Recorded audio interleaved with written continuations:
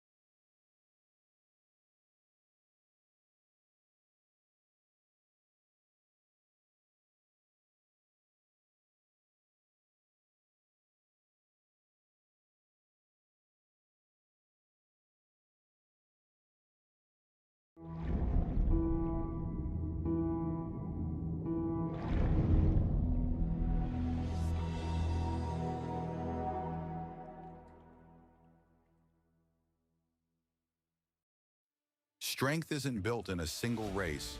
It's earned, mile after mile, pedal after pedal, step after step. The same endurance that drives athletes to the finish line fuels the steady hands and sharp focus required in surgery. It's about resilience, precision, and commitment, in competition and in the operating room. Because true performance means showing up with excellence, no matter the arena. Looking for non-stop fun? Sky Zone Biloxi at the Edgewater Mall is the place to be. Jump off wall-to-wall trampolines, dunk on the basketball court, or conquer the warrior course. Sky Zone Biloxi truly has something for everyone.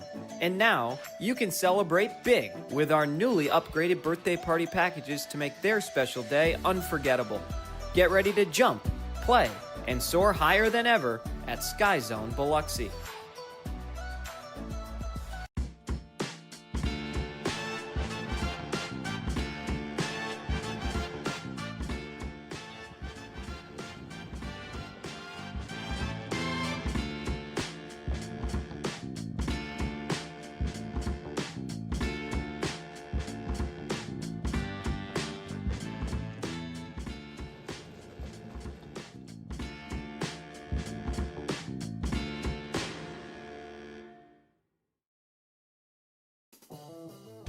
Looking for your next ride? Get more at Matt Bowers Hyundai Gulfport. Every new Hyundai comes with Matt's lifetime powertrain warranty on top of Hyundai's America's Best warranty and owner assurance.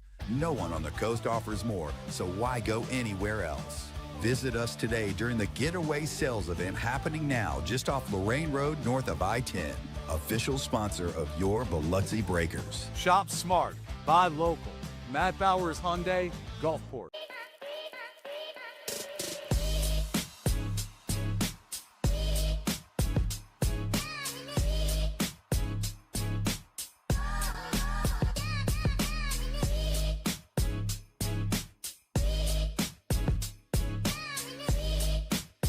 Ben & Jerry's is serving up true ice cream euphoria inside the Hard Rock Hotel and Casino in Biloxi. You're sure to find your new favorite among more than 34 flavors. Let us scoop yours in one of our freshly baked waffle cones. Ben & Jerry's at Hard Rock Hotel and Casino Biloxi, where euphoria awaits.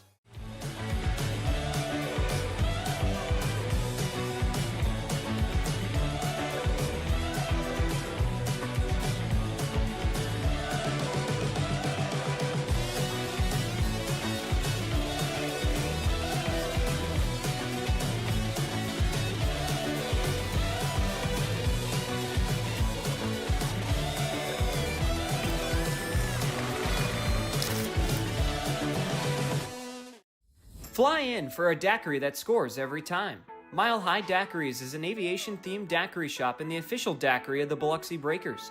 Open 7 days a week and offering 15 refreshing flavors, jello shots, beer, and even a non-alcoholic daiquiri. They supply mobile daiquiris for weddings, birthday parties, and events. Only 4.6 miles west of the Mississippi Coast Coliseum. Grab your crew and come try the best daiquiris on the Gulf Coast where flavor takes flight. Become a frequent flyer at 1107 Cowan Road, Suite B, Gulfport. At Superior Optical Lab, we're proud to be certified as a service-disabled, veteran-owned small business and to provide quality eyewear to veterans to whom we all owe our freedom. Thank you for your service. Recharge your body. Reset your mind. Revive your spirit. At Revive and Thrive, every detail is designed to elevate your recovery and well-being. Unwind in our serene salt therapy room and float suite. Awaken your senses with the benefits of cold water immersion. Then, step into a custom-built sauna featuring soft Himalayan salt lighting for athletes, adventurers, and anyone ready to unlock the power of recovery. Discover the difference at reviveandthrivems.com. Coastal Prints is a brand new business on the coast specializing in screen printing, embroidery, and promotional items. Being local and with 30 plus years of experience, Coastal Prints carries all the hottest clothing brands and thousands of promotional items. Uniforms, workwear, hats, drinkware, coolers, tchotchkes, and much more. Coastal Prints will make your brand and logo stand out. Come see the new showroom on Seaway Road in Gulfport or visit coastalprints.com or call 228-COASTAL.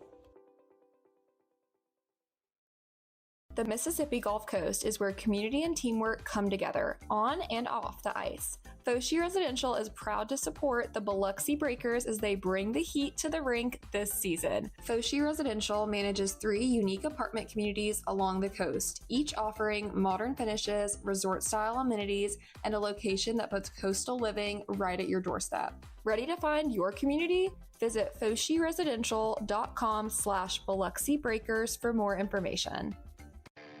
Every new Hyundai from Matt Bowers comes with Matt's lifetime warranty included. That's in addition to Hyundai's America's Best warranty, a 10-year, 100,000-mile powertrain warranty, and Hyundai Owner Assurance. You get both warranties, making a new Hyundai from Matt Bowers an excellent value. Come visit us today during the Getaway Sales event at our new showroom just off Lorraine Road north of I-10 in Gulfport. Shop smart, buy local. Matt Bowers Hyundai, Gulfport. when injury knocks you out, Bienville Orthopedic Specialists will be there for you every step of the way. We are here to get you back in the game, back in motion, back to your life. Our elite team of orthopedic specialists will work side by side with you, educating you about your treatment plan, utilizing advanced technology, and providing you with a successful path to recovery. Bienville Orthopedic Specialists.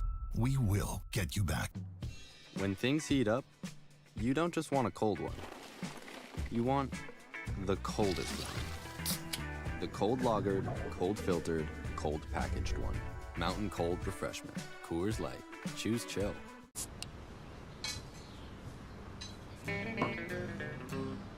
Hello out there, we're on the air. It's hockey night tonight. Tension grows, the whistle blows, and the puck goes down the ice. The goalie jumps and the players bump and the fans all go insane. Someone roars, Bobby scores at the good old hockey game.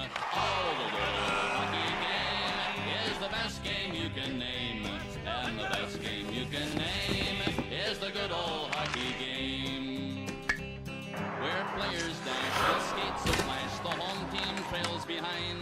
But they grab the puck and go bursting up and they're down across the line. They storm the crease like bumblebees. They travel like a burning flame. We see them slide the puck inside. It's a good old hockey game.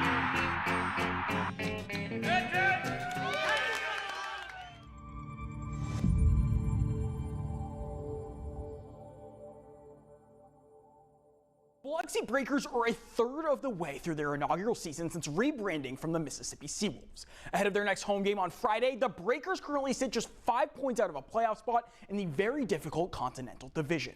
I hit the ice with Biloxi star Declan Flanigan, who taught me a thing or two about professional hockey. All right, we're out here with the Biloxi Breakers today. I'm here with Declan Flanigan. Declan Flanigan, he's from Ontario, Canada, a little bit far from Mississippi, man. We're gonna come out here, we're gonna see what these guys can do out here on the ice. Come take a look. So when you come down here to Mississippi, we can go like this, and we can go kind of give and go here, just show kind of the passing element of things. When you get down here to Mississippi, right, from Canada, how much of a difference is that, like, culturally for you? I mean, obviously it was a bit of a culture shock when I first got down here. Obviously the weather a lot nicer. I remember I walked out of the airport and the first thing I kind of said was, wow, it's a lot hotter down here than it is back home. Obviously the food, I'm a big fan of seafood myself, so I'm pretty happy with all the local spots, get to try out a whole bunch of different things. But no, it's been, hasn't been too bad for me. It's other fans, the community, everybody's kind of made it nice and enjoyable to come in and make my transition really smooth. I love it down here personally, so. Let's race. Okay, let's just show people the difference here. And listen, I haven't been on skates for over a year, but I just want people to see the difference. 3, 2, 1.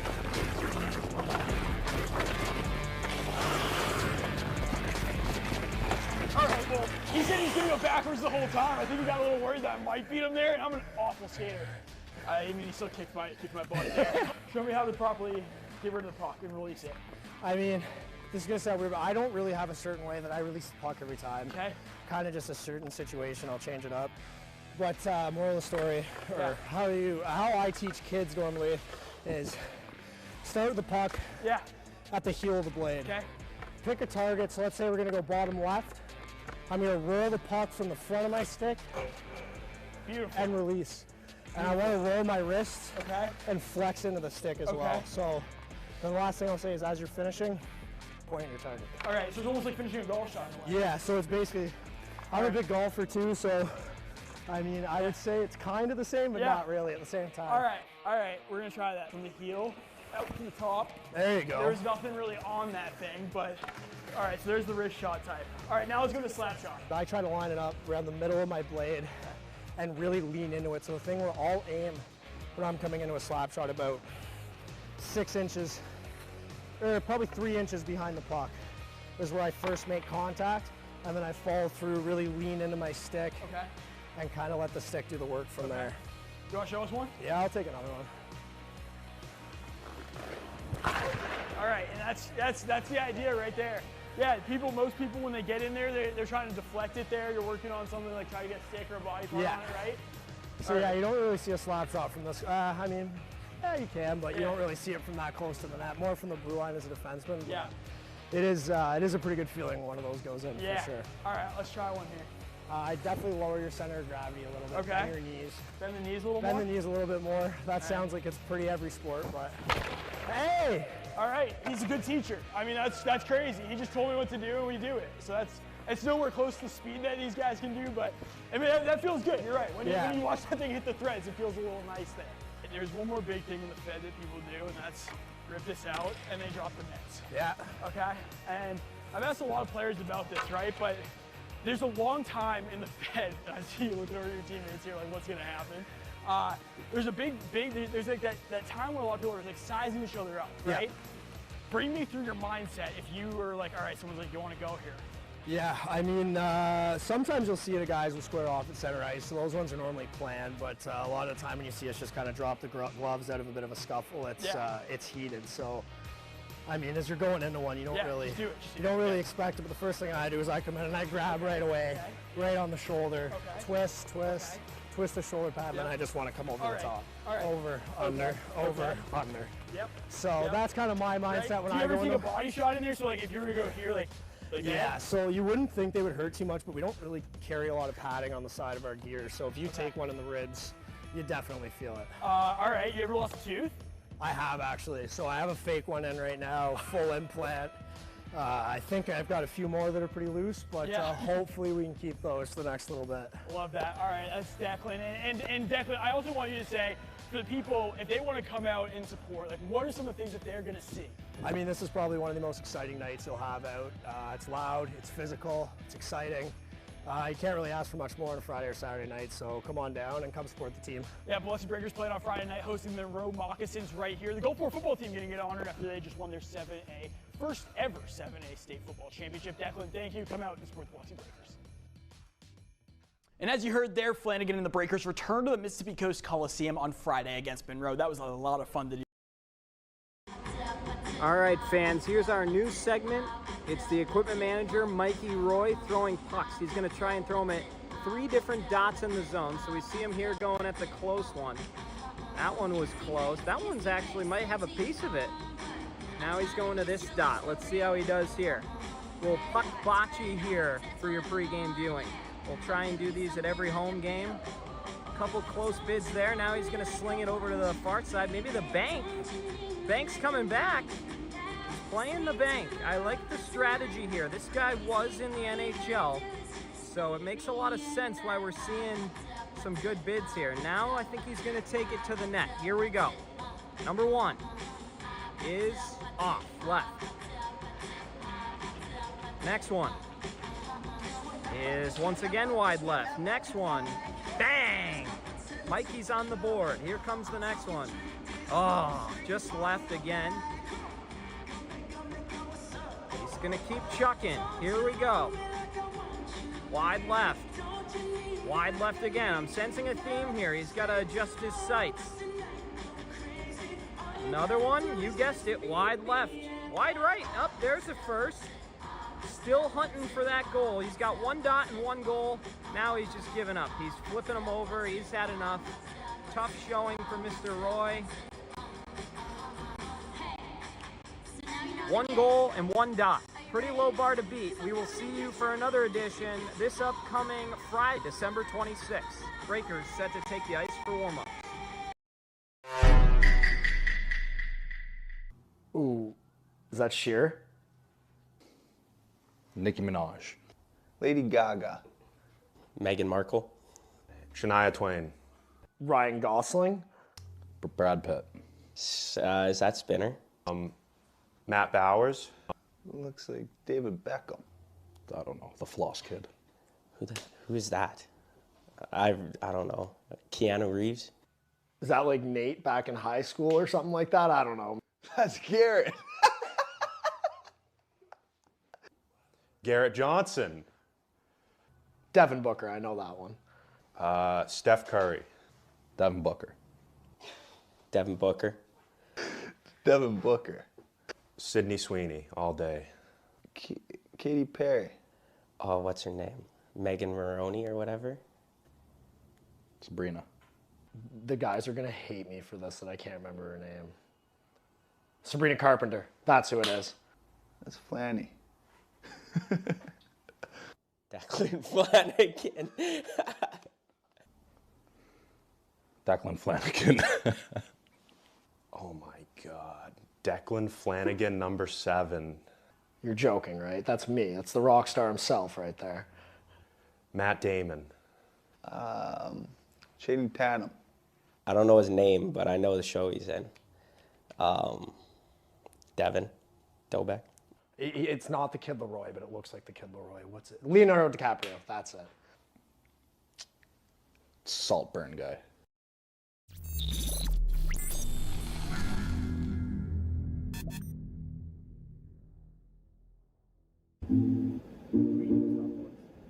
Greetings, loved ones. Let's take a journey. I know a place where the grass is really greener. One wet and wild. There must be something in the water.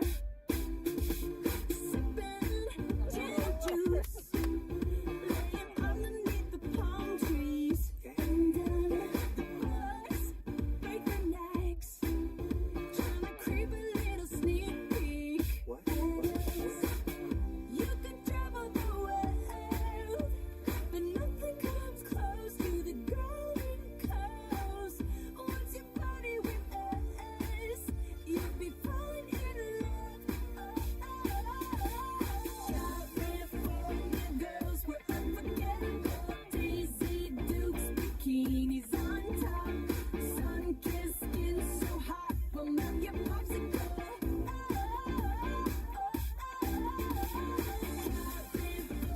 Girls were undeniable. Fine, fresh beers, we got it on lock. West Coast represent, now put your hands up.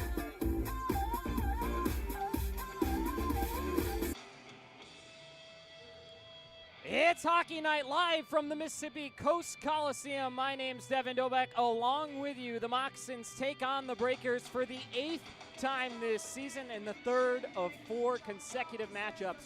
We're excited for a good one. Let's jump in to our tale of the tape here in this 8th meeting between the two teams. It's been pretty one-sided. Monroe 14-4-2 coming into tonight's action. Biloxi 5-13-1. Monroe's won 5 in a row. Biloxi's lost back-to-back. Their last win came against the Topeka Scarecrows a couple weekends ago. Goals for, 5.5 for Monroe, 3.7 for the Breakers, a plus 46 goal differential for the Mocs, a minus 42 for the Breakers. A lot of those numbers skewed by last weekend's results. On the power play, Monroe slightly better, 20.5% versus 18.5% for the Breakers. On the kill, Monroe 89.1%. and 67.6% for the Breakers. Number 6 team versus the number 2 team in the Continental. And Monroe has taken each of the 7 matchups. Let's jump into our Matt Bowers Hyundai starting lineups for the Moccasins. They go with a forward group of Hagen Moe, Carlos Fernaris, and Casey Gerstein, with Landon Johnson and Jamie Dorsey, the defensive pairing. The Breakers, Xavier Charbonneau, Dylan Infantino, and Trey Fischer, the top line, with Tim Payne and Jordan Rosenbaum, the defense, with Anton Borodkin returning in between the pipes. We're going to head into our intro video here momentarily.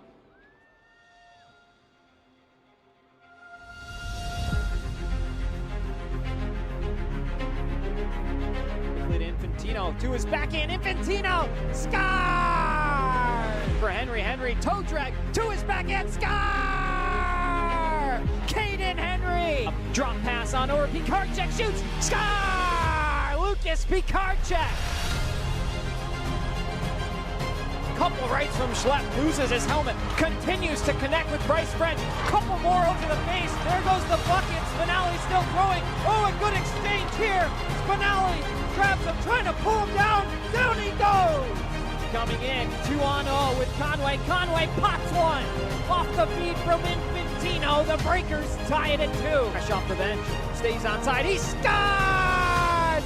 Brandon Lucchese. Centering feed for Thornton to his backhand. Scores! Carter Thornton. 4. Davidson, another quick shot. The rebound. Fischer scores!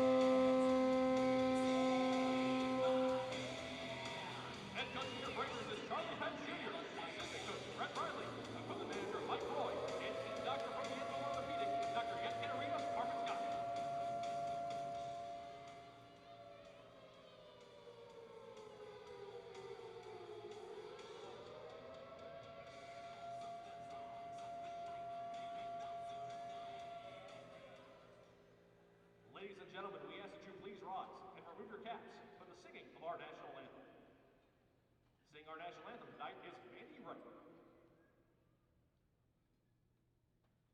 Oh, say, can you see by the dawn's early light what so proudly we hailed at the twilight's last gleaming, whose broad stripes and bright stars through the perilous fight o'er the ramparts we watched were so gallantly streaming, and the rocket's red glare, the bombs bursting in air, gave proof through the night that our flag was still there. Oh, say does that star-spangled banner yet wave o'er the land of the free and the home of the brave?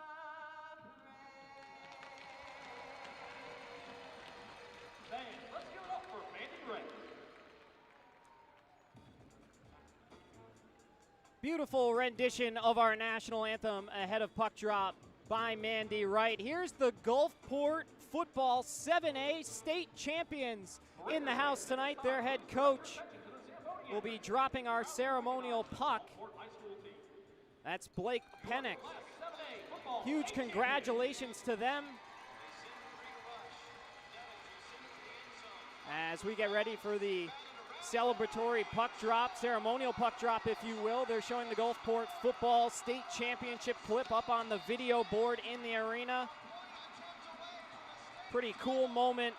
Gulfport winning the 7A state championship for the first time in school history, and it was on a Hail Mary play to end the football game and make it 21-20 as time expired. What a win for them. And Gulfport wins the state championship. What a moment that was.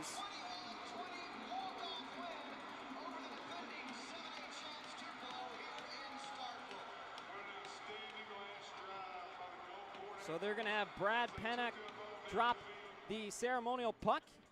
All right, fans, let's give it up And one more as time. that concludes with Yanni Liarakos taking it with him, we get ready for Hockey Night live from the Mississippi Gulf Coast Coliseum. My name's Devin Dobek, along with you, Moccasins and the Breakers, ready to duke it out once again. A physical series last week, and of course the Breakers had 5 injuries. They get a couple of those guys back here tonight. Among them is the captain, Yaro Yevdokimov, along with Aldi Nerland, who had a 6-point weekend before leaving the lineup. And Infantino will take the draw with Carlos Fernares. Breakers fans, it's Hockey Night in Biloxi. Get on your feet. Breaker Bay's ready to go, and so are we as the puck is dropped. We're underway. Quick, dangerous pass on over to Rosenbaum, and then an area feed gets through Trey Fischer. Trey Fischer making the start for the first time as a forward for Charlie Penn's group. The only guy with a point streak, that's at 3 games currently. Trey with an assist and then back-to-back goals. It's also his stepmother Trista's birthday, so happy birthday to Trista watching back up in Canada. Over towards the top of the point, Landon Johnson chips it back down low. Out of the lineup tonight is the leading scorer for the Moccasins, Austin Albrecht. He also missed last night's game against the Zydeco, but 44 points for Albrecht, including 12 last weekend against the Breakers. A huge loss, and we'll see if the Breakers can capitalize. Down below the end line, Infantino in a scrum for the puck. It now belongs to Monroe as they chip it out to the point. Intercepted by Charbonneau. Charbonneau with points in 4 of his last 6. Skates across the blue line, lost control of it. Then it's pinballed back down low by Carter Thornton. Good reverse hit by Carter Thornton. Tipping over the big Jamie Dorsey on the back end, and now Monroe right back to work the other way. Fernares cross-ice feed off the twig of Hagen Mo And recollected by Biloxi. Breakout pass to Brandon Lucchese, who missed the last few games with an illness. Now back in the lineup, a huge physical presence for Biloxi here tonight. Our Republic Finance first period. Minute and a half gone by. Stefanini's backdoor feed just offline, or else it would have been a tap-in goal for Monroe. Borodkin, making his first start in a few weeks, comes in. The numbers don't tell the whole story. A record of 0-2 as a breaker with an .833 save percentage. But Charlie Penn's giving him the start in light of Josh Rosenzweig's suspension. He'll be back tomorrow night in the lineup. Garrett Johnson is the backup. As we get our first whistle of period number 1 at 18:06. And the draw will come just outside the blue line. On the other end, Tyler Masternak making his professional debut here tonight. Dressed as the backup last night. Gabe Rosak got the win with 38 saves on 39 shots, but Masternak, 6 foot, 170 out of Oshawa, Ontario,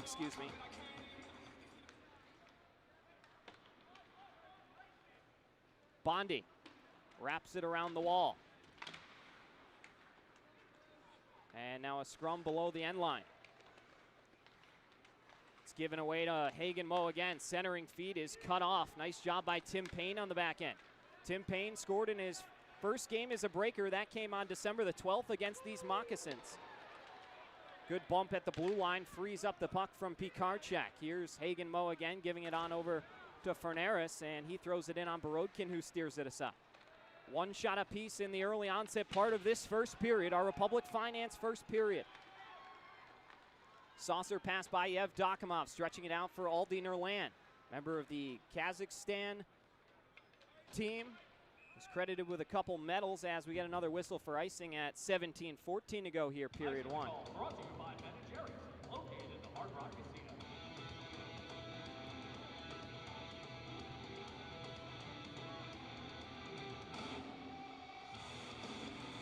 Offensive zone draw for the Breakers.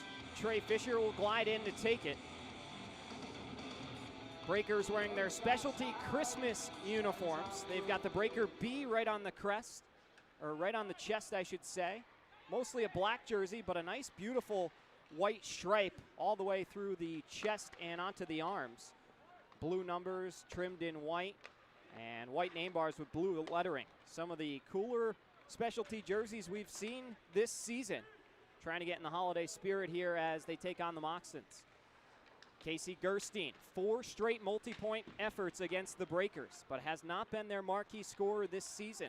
Has had a lot of success against Biloxi, looking to extend it here tonight. But a quiet offensive night for Monroe. They really cooled off, winning 2-1 in overtime against the Zydeco. Here's Leah Rockos gliding around the goal. Tried the wraparound move. Borodkin got to the back door and said, no, thank you.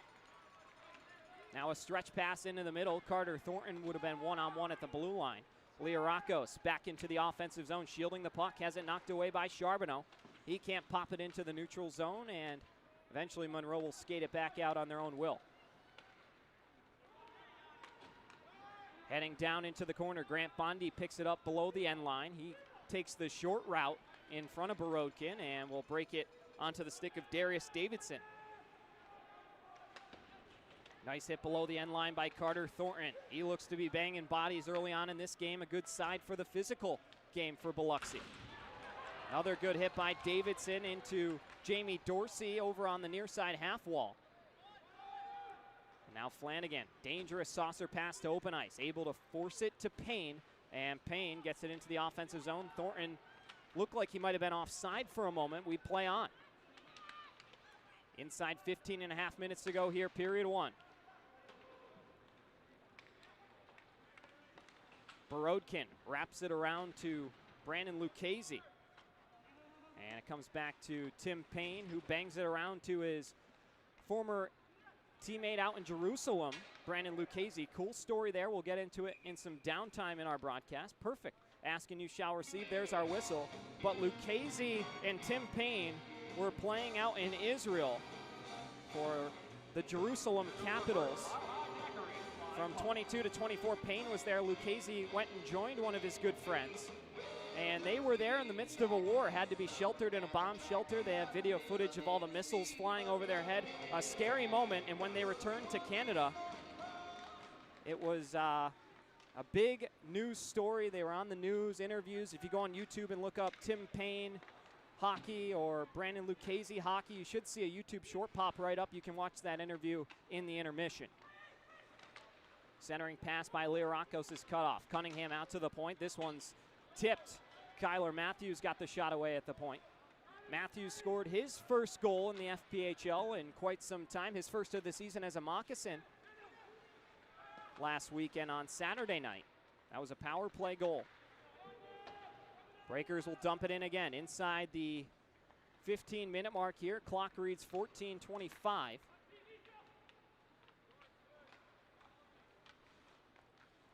As shielding the puck is Rosenbaum. Trey Fischer comes to help him out and swings it around the wall, where his roommate Declan Flanigan is just barely able to muscle it over the blue line. Back over to the far side. Rosenbaum. Good poise, taken down but no stick. Brett Riley wanted a call, and looks like here it may come. It is a trip, says the official, and we'll take our first media timeout. Breakers all knotted up at 0 with the Moccasins. Back in a moment.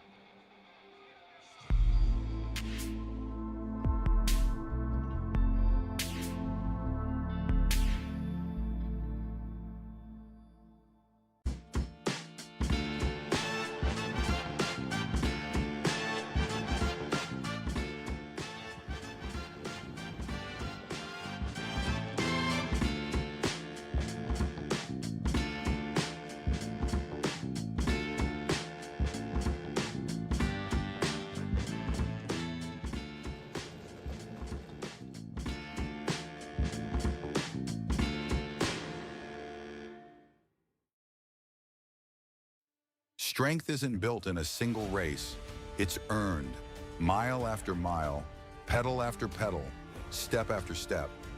The same endurance that drives athletes to the finish line fuels the steady hands and sharp focus required in surgery. It's about resilience, precision, and commitment in competition and in the operating room. Because true performance means showing up with excellence, no matter the arena.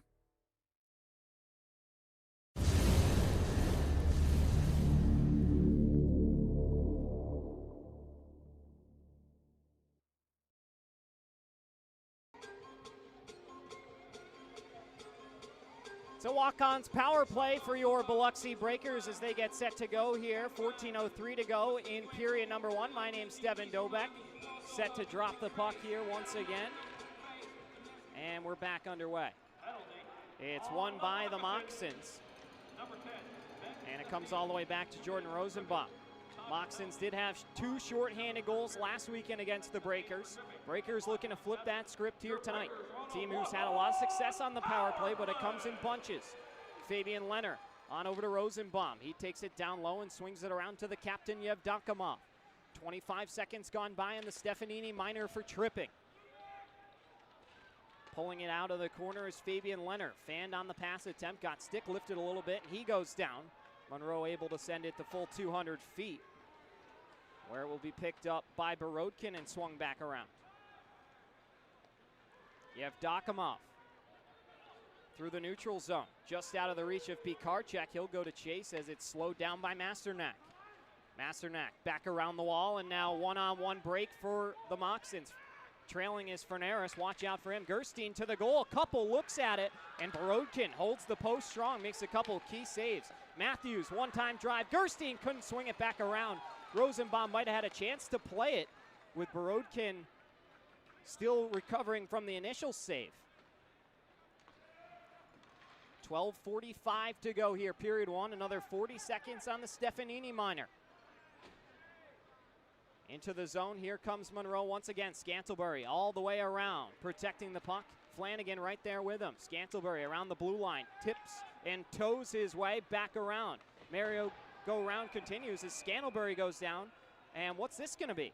It's gonna be a cross-check coming. And just like that, we're gonna play 4-on-4 for 23 seconds before a Raven and Rose tattoo penalty kill gets set to go.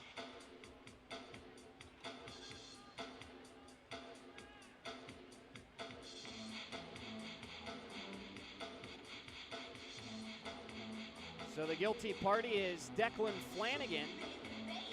Must have just two-hand shoved him with his stick, but the hit looked okay from way up here at our view. Well, you extend those hands and they're both on the stick, you're gonna go for a cross check.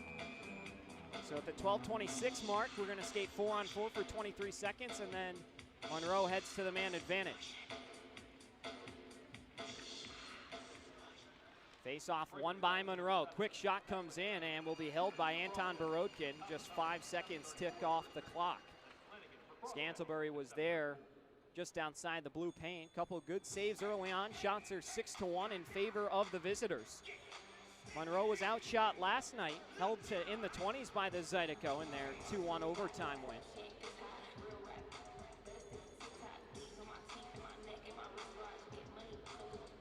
Little delay on the face-off here. Now Leonard and Liarakos go. It's won by Yanni. Sam Turner, 2 goals and 3 assists last Saturday for the former Seawolf.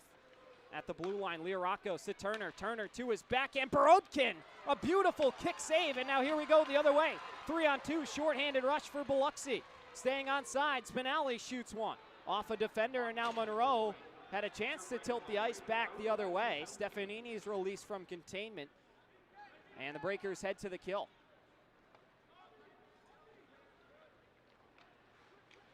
Inside 11:50 to play here, period number 1. Still no score in Biloxi. Across the line, Gerstein motors right through Carter Thornton. Looked like some awkward contact there. 11.5 minutes to go. Liarakos on over to the far side for Matthews. Matthews with time, finds Liarakos. His quick shot saved Borodkin. Now down low. Fan on the pass by Liarakos, and Thornton's able to send it the full 200 feet. 11 minutes to go, and another 40 seconds before Flanigan's released. My name's Devin Dobek, joining you on Breakers TV on YouTube, Sportfy 106.3 Super Talk Mississippi. If you're listening in the Coast Coliseum, happy to have you along for our telecast and radio cast. Another 20 seconds tick off that penalty timer. Monroe goes back to work, beginning on the near side. Hagen Moe has it taken away. A good clear by Trey Fischer. Now wheeling around his own end, here's Corson Green. He was at the center of a lot of scuffles last game, including the one that Josh Rosenzweig got into it with and led to the 1-game suspension. Breakers are back to full strength as the Raven and Rose Tattoo penalty kill ends. Another scrum behind the board, and it's soccer kicked by Spinelli. On over to Flanigan. Flanigan battling around the blue line, takes it away from Corson Green, and then Green gives him a slash to the back of the leg. You have Dokimov being worked on by Matthews, drops it back to Spinelli. Hagen Moe gave him an extra check in front of the Monroe bench after he'd gotten rid of the puck.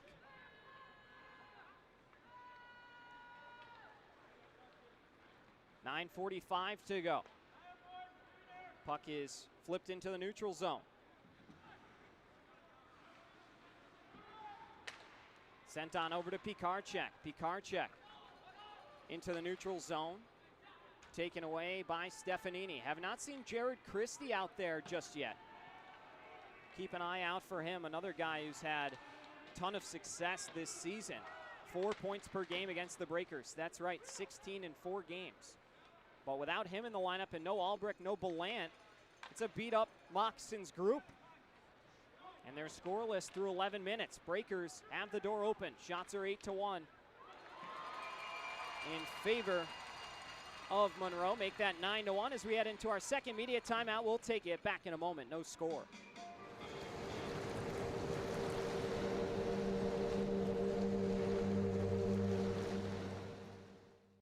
Fly in for a daiquiri that scores every time. Mile High Daiquiris is an aviation-themed daiquiri shop and the official daiquiri of the Biloxi Breakers. Open 7 days a week and offering 15 refreshing flavors, jello shots, beer, and even a non-alcoholic daiquiri.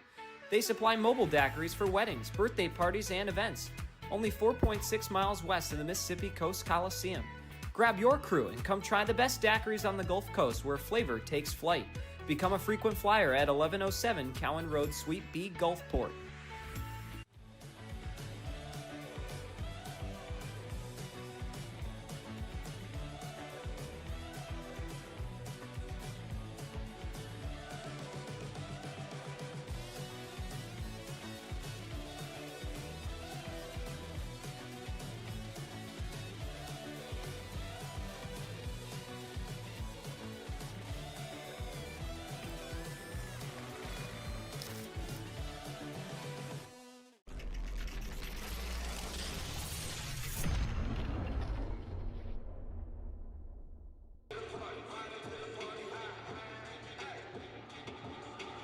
1:05 to go here, period number 1. Devin Dobek along with you. No score from Biloxi.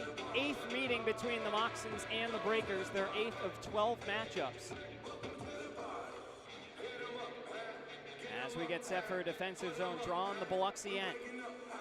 Infantino versus Hagen Moe. It's won by the Moccasins. Shot goes well wide. Aldiner lands the first one there to pick it up. He'll coil away from a couple snakes and send it across where it's turned over to Liarakos in front. Moe's quick shot. Deflected and goes wide. Nice play on the back end by Declan Flanigan. Moe, another centering feed. Borodkin grabs it out of the air with the help of Rosenbaum. And another whistle coming. Flanigan now going to go have a conversation with, looks like, Hagen Moe. Let him know to keep the physical play down a little bit. Hagen Moe, a guy who's no stranger to the penalty box, a guy with all kinds of experience, played in the Knoll for 3 different teams, 128 games played there, 52 goals, 44 assists, and hundreds of penalty minutes. In the USHL, through just 27 games, 95 penalty minutes for Hagen Moe. Very physical hockey player. His brother Rex, who recently retired, another big physical power forward that the Moccasins are missing right about now. 8:28 to go in our Republic Finance first period as Borodkin makes another save. He's looked sharp through the first 10 shots he's faced.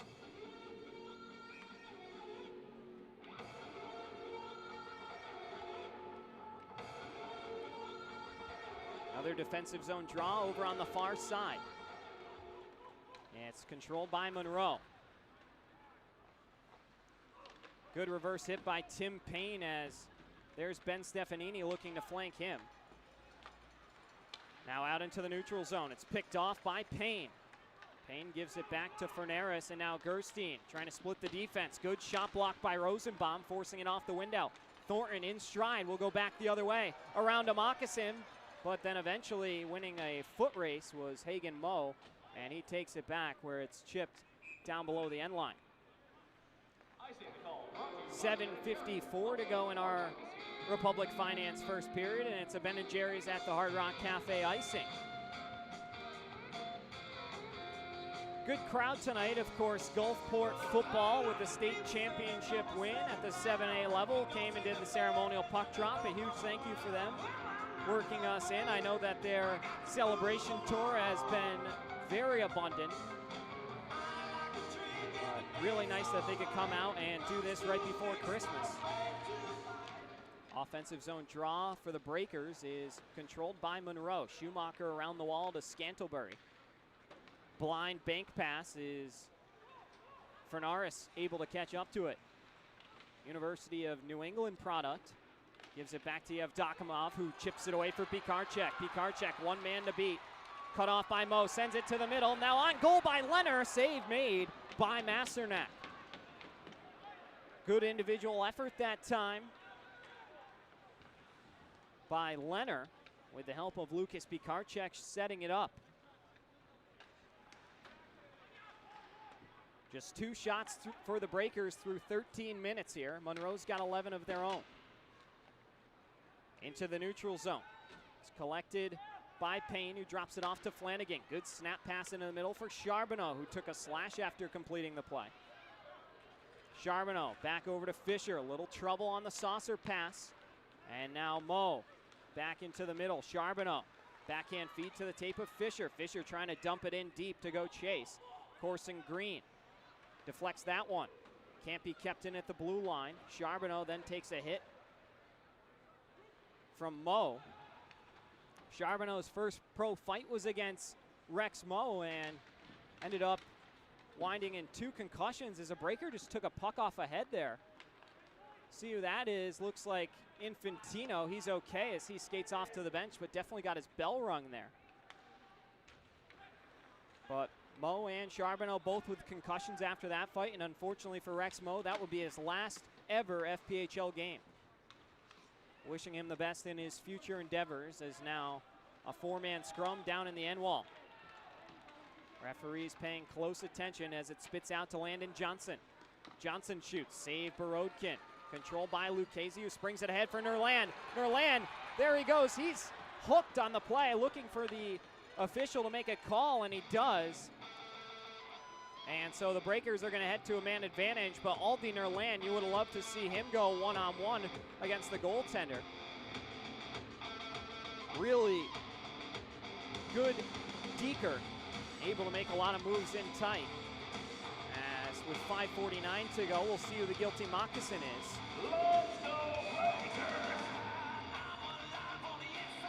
Looks like they just blew the play dead for offside instead. So no penalty call. Excuse me, Nerland certainly seemed like he thought he received a call. But 5-on-5 will skate. Davidson gives it over to Aldi Nerland across the blue line. Spit back out into the neutral zone for Spinelli. 5.5 minutes to play in the first period as another offside is ruled. Brandon Lucchese making that call. Nice to have Luch back in the lineup.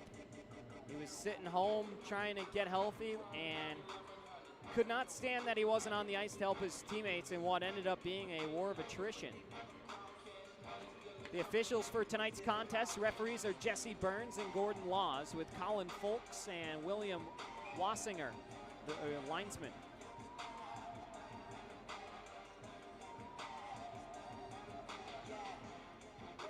At the dot just outside the blue line. Puck is dropped and won by Fernaris.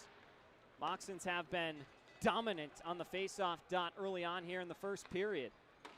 Pikarczyk banking one high off the glass. You have Dakamov will be the first one there down in the corner.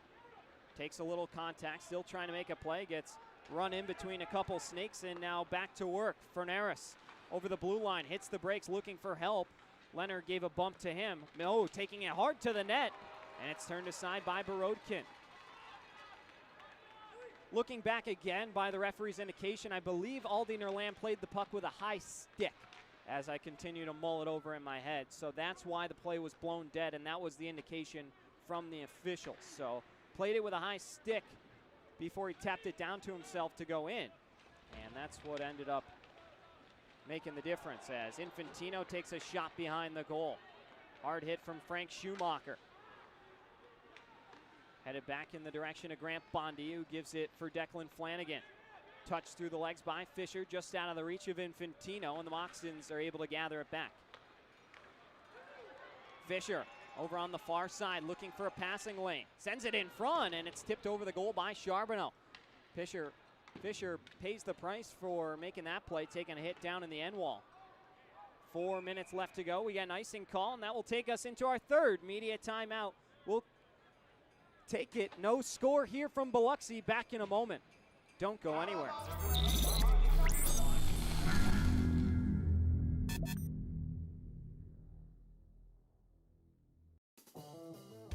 Looking for your next ride? Get more at Matt Bowers Hyundai Gulfport. Every new Hyundai comes with Matt's lifetime powertrain warranty on top of Hyundai's America's Best warranty and owner assurance.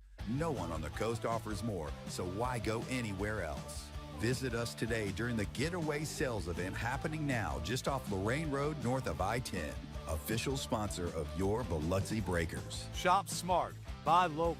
Matt Bowers Hyundai, Gulfport. Ben & Jerry's is serving up true ice cream euphoria inside the Hard Rock Hotel and Casino in Biloxi. You're sure to find your new favorite among more than 34 flavors. Let us scoop yours in one of our freshly baked waffle cones. Ben & Jerry's at Hard Rock Hotel and Casino Biloxi, where euphoria awaits.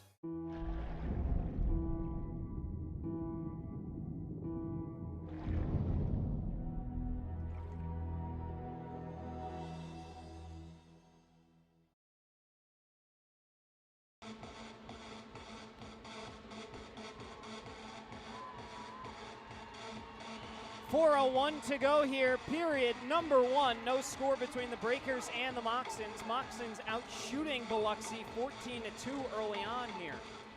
Still plenty more hockey to play. Moccasins with a 2-1 overtime victory against the Zydeco last night. Shorthanded a little bit without Albrecht, Ballant, and haven't seen Jared Christie out there. Backhanded on goal, save made by Masternak. Good chance in tight by the Breakers. That was, you have Dakamov looming on the doorstep. Leorakos takes it back through the neutral zone, gives over to Fernaris. It goes off the stick of Sam Turner into the seats, and we get another whistle for a face-off, 3:42. It's another mile-high daiquiri puck out of play.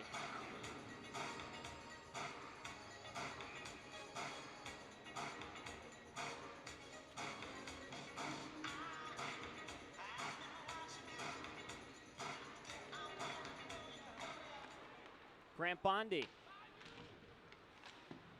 Nice hit by Leonard over by the blue line. It's kept in by Corson Green, who kicks it down low. Flanigan, saucer feed off the wall, picked up by Pikarczyk. He's able to muscle it out of the zone. Pikarczyk back with it again here. Closed off on the half wall.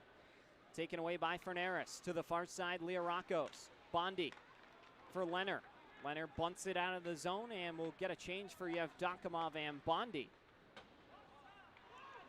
3 minutes remain here, period number 1. Flanigan takes a shot from the red line. It goes off the windshield behind Masternak. Bank back around. Monroe will start their breakout. Sent into the middle. Here comes Hagen Moe across the line, shooting one. Steered aside easily by Borodkin. Rosenbaum hesitated for a moment. It's taken away by Gerstein. Gerstein to the middle, drops it off. Christie, there he is. Takes a shot and missed everything. He's had a quiet opening 18 minutes, but had a chance to score there. Another quick shot is turned aside by Borodkin. Good rip by Jamie Dorsey that time. Monroe's going to have to tag up as the puck just barely got over the blue line. Spinelli up the wall to Infantino, who threw it off the stanchion inadvertently. A funky bounce there, and Monroe right back to work. Here's Christie. Hit into the wall by Rosenbaum. Number 5 on number 5. Spinelli around the wall to Infantino. His pass deflects to Charbonneau. Snapped back to Fischer. Infantino stays on side and sweeps it down low. Masternak's there. Minute 50 in the first period left to play. Thornton over to Flanigan.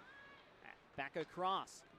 Hard pass off the wall. Davidson pokes it into the offensive zone where Monroe recollects. Dumped into the far corner. Flanigan lost it to Scantlebury, now out in front. A quick shot goes wide, as in all alone was Corey Cunningham with a chance. He was the Moccasins goal leader last season with 23, but that production has slowed with the cast he's got around him now. Just 3 goals for Cunningham this season. Into the middle, quick snapshot by Fernaris. Couldn't uncork it, got jammed up a little bit. Good job by the Breakers defense in tight. Payne with a little bit of time, flips it off of Scantlebury. And now the Breakers will go chase. Really nice clear that time to avoid the icing. As the Breakers able to get a change as well. Spinelli giving a full effort will negate the icing back the other way. Inside a minute left to play here. Period number 1, our Republic Finance first period. Yevdokimov pokes it on over to Davidson. Sent back by Rasmus Asp and will be touched in by Scantlebury. Spinelli with 32 ticks remaining on the clock. Through the neutral zone, protecting the puck well, trying to find a seam. Gets cut off by a couple Moccasins, including Matthews. And now one-on-one back the other way. Liarakos closing in on Rosenbaum. Rosenbaum beats him to the spot. Really nice back check there. One-timer comes in. And that missed everything again. Matthews then shoots, just miss. Another one, Liarakos. Oh, it goes wide. Borodkin's lost his hat. And they will whistle the play dead with just 7 seconds left. The referee's also down over on the far side circle on the ice. Hope that he's okay, as he's going to be attended to. Never like to see an official down. They've got a hard enough job as it is in the FPHL, and now you're paying the price for it. Not sure if it was a puck or stick. Did not see it, but trainer for the Breakers will head out there to check on the referee down. So we'll sit tight here. Coming up in our first intermission, Trey Fischer joined Breaker Banter this week.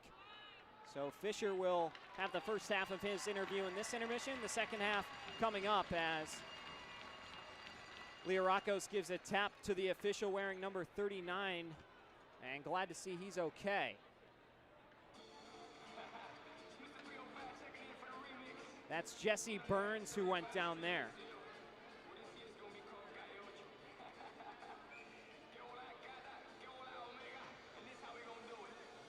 As Charlie Penz goes with some big bodies here in front of the net. A.J. Schlepp among them. Rosenbaum, Fischer out there as well. Face-offs won by Lucchese back to the near side. Final few seconds will tick off the clock as Rosenbaum coasts into the wall. And that will complete our first period of action. No score between the Breakers and the Moccasins. Through 20 minutes, the Moccasins outshoot the Breakers 17-3 through 20 minutes. Borodkin was sharp. We'll see what the final 40 minutes has in store for us as we step aside for our first intermission. We'll be back in a moment right here on Breakers TV.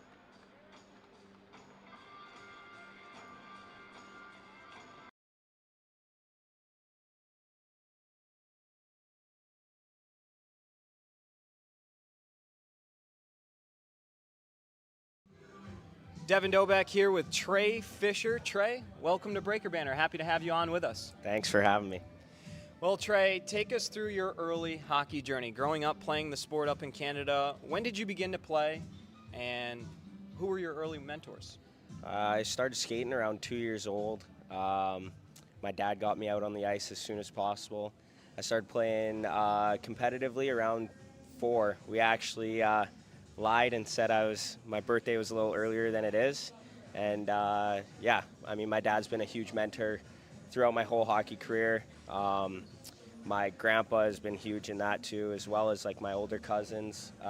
One of them was a goalie, and then the one that's closer to me in age, he was, I played with him actually all the way up until about 8 years old. So those were some big people in my life for my hockey career. And we know you're a skater now, but growing up, my understanding is you played a little net. You were the goalie in between the pipes, so tell us a little bit about that and then your development to ultimately becoming a skater. Yeah, I mean, I played goalie up until I think I was like 10, 11 years old.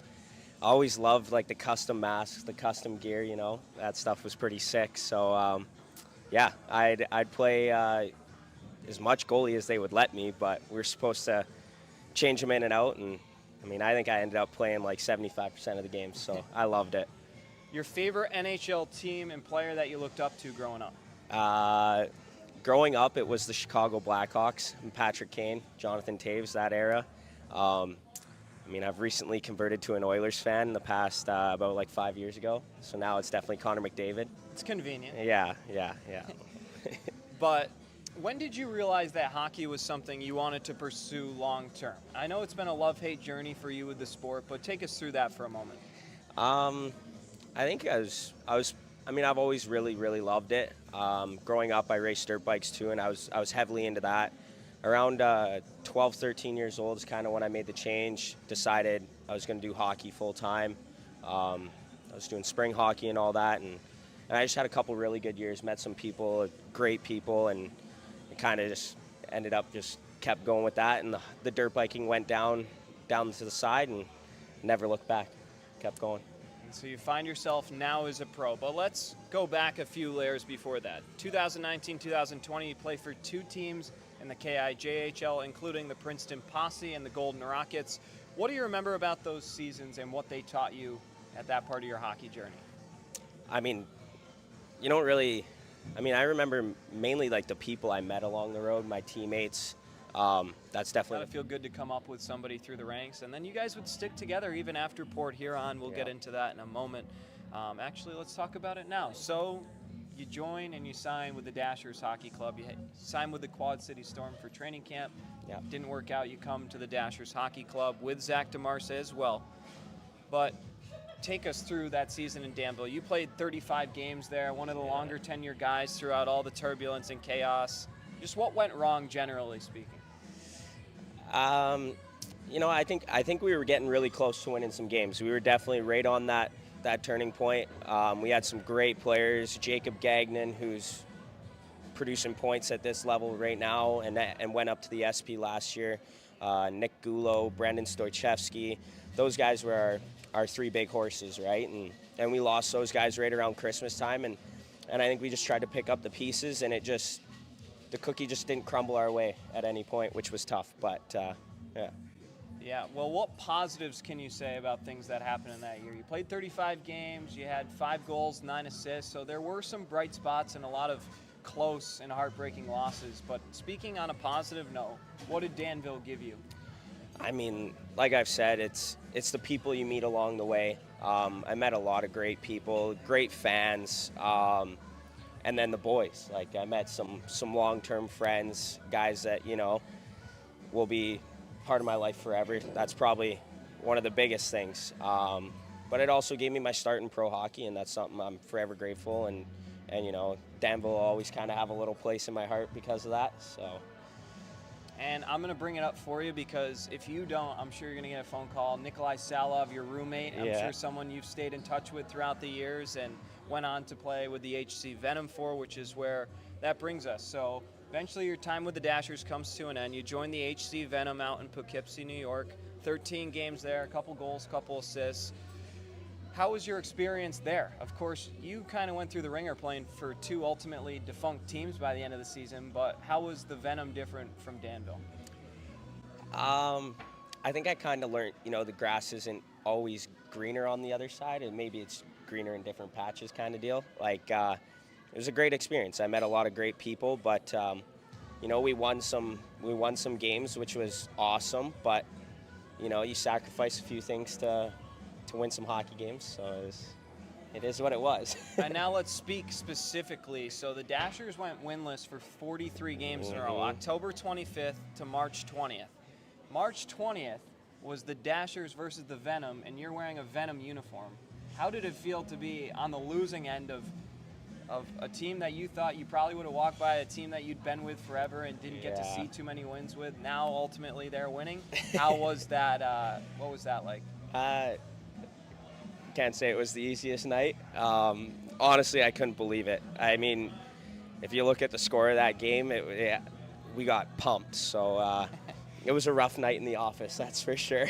But it was good to see all the boys, and you know, like, it sucks losing, but at the same time, I know the grind that we all went through. So one bright side is seeing you know, your boys finally get a win, as much as I wanted to win. But yeah, it was a crazy night, that's for sure. So you had just one win in your time with the Dashers throughout that whole mess, and then you had a small handful with the Venom. Did you ever feel like maybe kind of down just based on the way things were going around you? What kept your love for the game and made you want to come back and do another professional season after a bit of a gong show in your rookie year? Yeah, it definitely was some dark times. It was tough. You know, everybody plays this game to win. But you know, I think I felt this summer I had a lot to prove still, a lot more to give to the game too, and I dove right in. I made sure I was getting my training in. I was skating as much as possible, and you know, I wanted to come back and be able to prove myself this year, because I felt like last year it was, you know, the times were tough. It was hard to kind of do that with some of the situations going on. And you've played a million different roles in your team with the Breakers now. We've seen you as the premier penalty killer, the 10th forward, getting forward minutes, playing defense. Now back at forward, you're the only guy with a point streak on the team, a 3-game point streak, an assist followed by back-to-back goals last weekend. What's been working well for you as of late to allow you to help out on the offensive side of things? I think just going into every game with a positive attitude, knowing that I can be one of the best players on the ice that night. And then, you know, just finding myself in the right spots at the right time. Getting the opportunity is a huge one, right? Being on the ice, being able to have those opportunities to play in the O-zone for sure. And I feel like that's kind of let me have the opportunity to start getting on the score sheet consistently, which has been awesome. So, how did it feel to get your first one with your new team? It was awesome. It was nice to finally get that one out of the way. You also play a very physical game. What kind of impact does that have on the opposition and also for your group's morale? I feel like for our group, at least, being one of the smaller guys on the team, one of the smaller guys maybe even in the league, I think it shows that, you know, it's not about size, weight, any of that. It's about what you It's about effort. It's about heart. So I think for our group, that might be a little bit of a motivator. And then, for other teams, they get a little bump from me, and then they hear the footsteps, and hopefully next time it's someone a little bit bigger laying the bot on them. How do you like your teammates here in Biloxi? Although it's been a tough go as of late, do you feel any optimism that things could improve with this group? Yeah, for sure. I mean, we got a great group of guys. Everyone wants to win. So I think that coming up, we definitely have the opportunity to win some games, and the group's just bonding day by day, getting closer and closer. So, the wins are definitely going to come. So it's exciting times. Now, Charlie Penz is the coach who traded for you. You were a part of the PD Ice Cats at the beginning of the season. They held your rights after the whole expansion draft. But he trades Sam Turner for you and Declan Conway, bringing you in here. How did it feel to be valued and to have a coach go and make a move to bring you in here? It was awesome. I mean, everybody wants to be wanted. So yeah, I was excited when I got the news, and I mean, I was at work on my lunch break when I found out. I didn't really get time to decompress and think about it, but it's definitely exciting to get a call and have someone, want you on their team, want to bring you in and try to win some games. So I was super excited from the get-go. And now playing for Penner, what's that like? What kind of coach is he, and what kind of culture is he looking to build for you guys? It's been awesome. He's been very vocal, very upfront and clear about what he expects out of us, which is, that's all you can ask for out of a coach. Obviously, we want to bring a winning culture, show up to the rink every day. I think we want to show up, and obviously everyone wants to show up and have fun, but we also know we got to put in the work. This is our job, so, we got to get there. We can't dilly-daddle. We got to work hard and work smart, and yeah. All right, Trey, we'll wrap up with this. Your message to the fan base. I always give every guy an opportunity to say something to the fans before they close out their interview, so the floor is yours. Thank you guys for all the support. It's been amazing. Thank you guys for showing up to all the games, and we definitely got some wins coming for you in the near future. All right, that's Trey Fischer, forward number 9 for the Biloxi Breakers. Appreciate him joining our show. I'll be back to wrap things up on another episode of Breaker Banter when we return.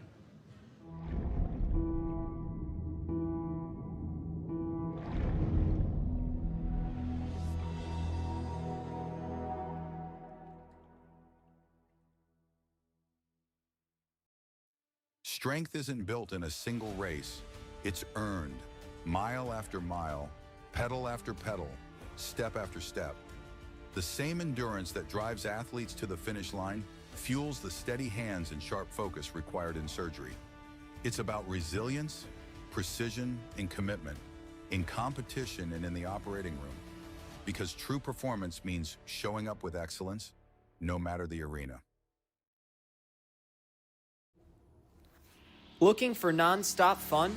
Sky Zone Biloxi at the Edgewater Mall is the place to be. Jump off wall-to-wall trampolines, dunk on the basketball court, or conquer the warrior course. Sky Zone Biloxi truly has something for everyone. And now, you can celebrate big with our newly upgraded birthday party packages to make their special day unforgettable. Get ready to jump, play, and soar higher than ever at Sky Zone Biloxi.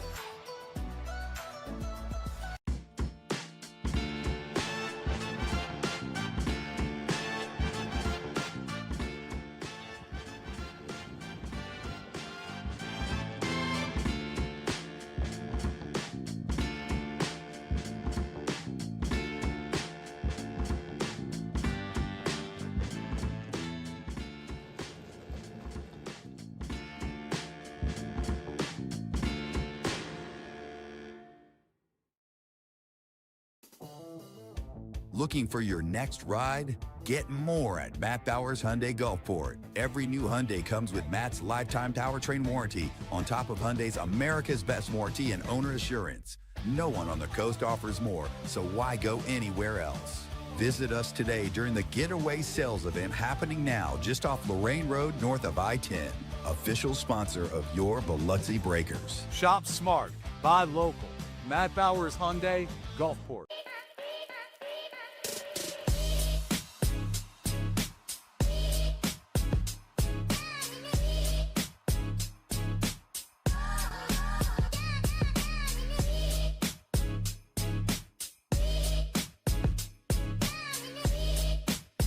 Ben & Jerry's is serving up true ice cream euphoria inside the Hard Rock Hotel and Casino in Biloxi. You're sure to find your new favorite among more than 34 flavors. Let us scoop yours in one of our freshly baked waffle cones. Ben & Jerry's at Hard Rock Hotel and Casino Biloxi, where euphoria awaits.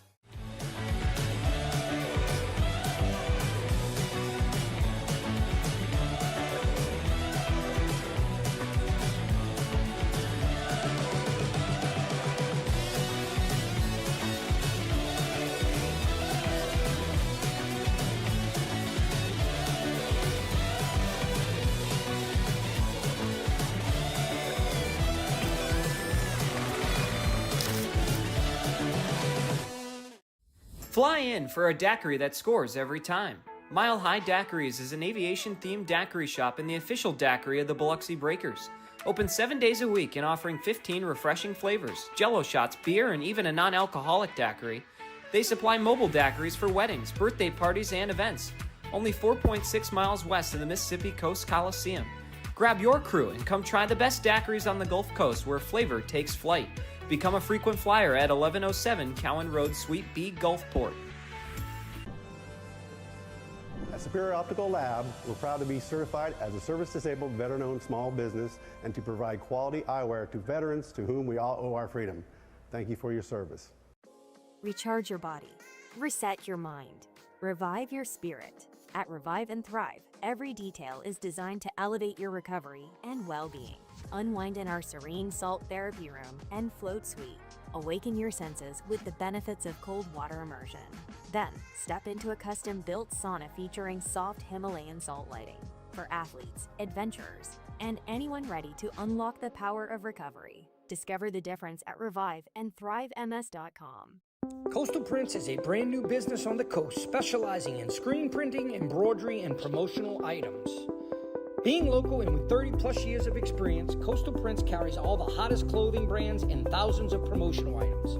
Uniforms, workwear, hats, drinkware, coolers, tchotchkes, and much more. Coastal Prints will make your brand and logo stand out. Come see the new showroom on Seaway Road in Gulfport or visit coastalprints.com or call 228-COASTAL. The Mississippi Gulf Coast is where community and teamwork come together, on and off the ice. Foshee Residential is proud to support the Biloxi Breakers as they bring the heat to the rink this season. Foshee Residential manages 3 unique apartment communities along the coast, each offering modern finishes, resort-style amenities, and a location that puts coastal living right at your doorstep. Ready to find your community? Visit FosheeResidential.com/Biloxi Breakers for more information. Every new Hyundai from Matt Bowers comes with Matt's lifetime warranty included. That's in addition to Hyundai's America's Best Warranty, a 10-year, 100,000-mile powertrain warranty, and Hyundai Owner Assurance. You get both warranties, making a new Hyundai from Matt Bowers an excellent value. Come visit us today during the Getaway Sales event at our new showroom just off Lorraine Road north of I-10 in Gulfport. Shop smart, buy local. Matt Bowers Hyundai, Gulfport.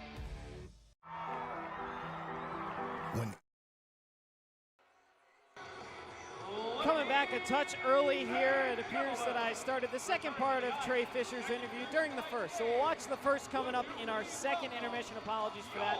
And then we had a couple ads cut short there.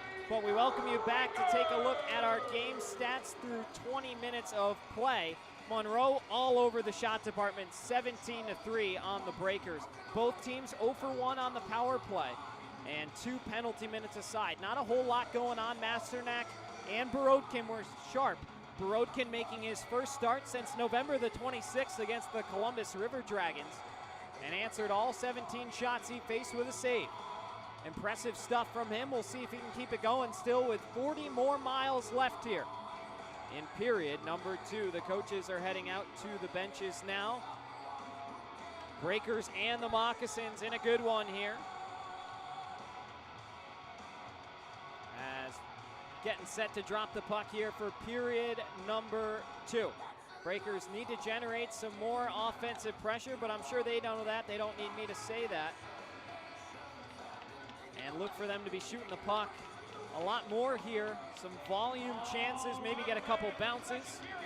have not had a fight yet either, although a couple of heavy hits. As we're now underway back into our Aaron's second period. My name's Devin Dobek along with you. It's banked out into the neutral zone where Infantino taps it in, but Fischer has to touch up onside.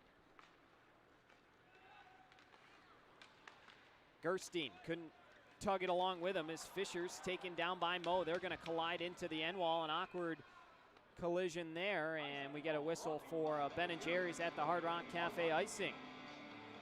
24 seconds gone by here in period 2.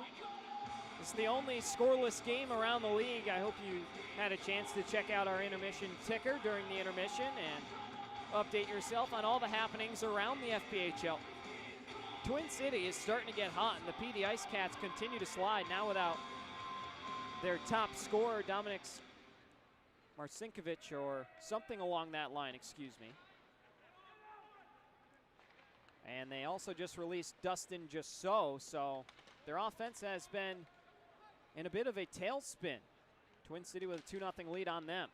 It's now free puck is picked up by Charbonneau. Plays it into the middle, looking for Fischer, accepted a hit on the far side by Gerstein. Down below the end line.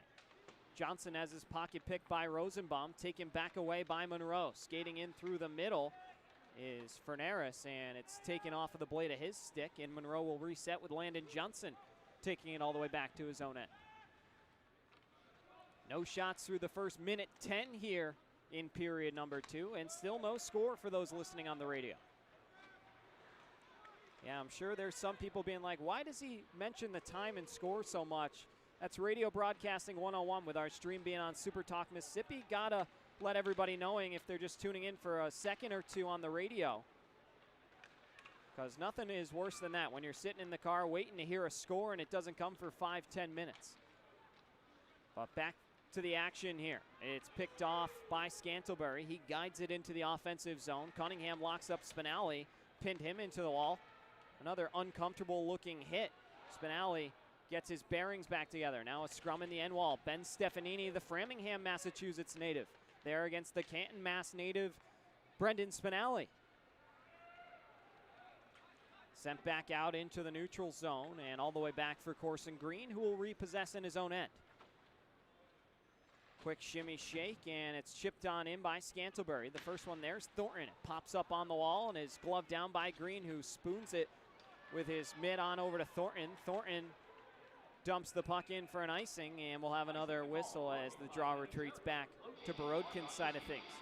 Carter Thornton having a conversation with Jesse Burns during his ride back to the Breakers end.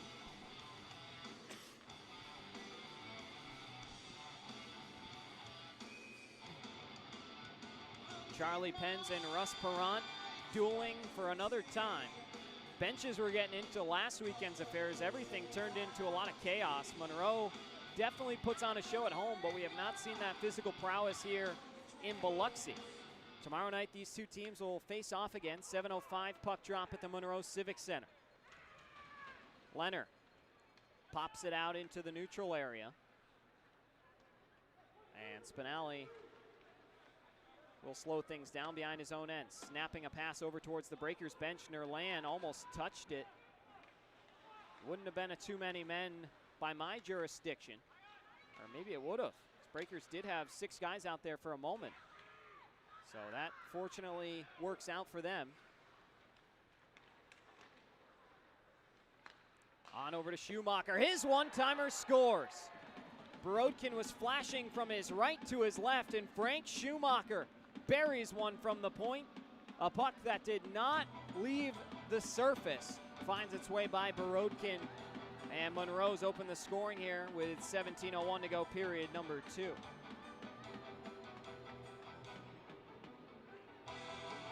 The first shot of period number 2 finds the back of the net. Shots 18-3 Monroe.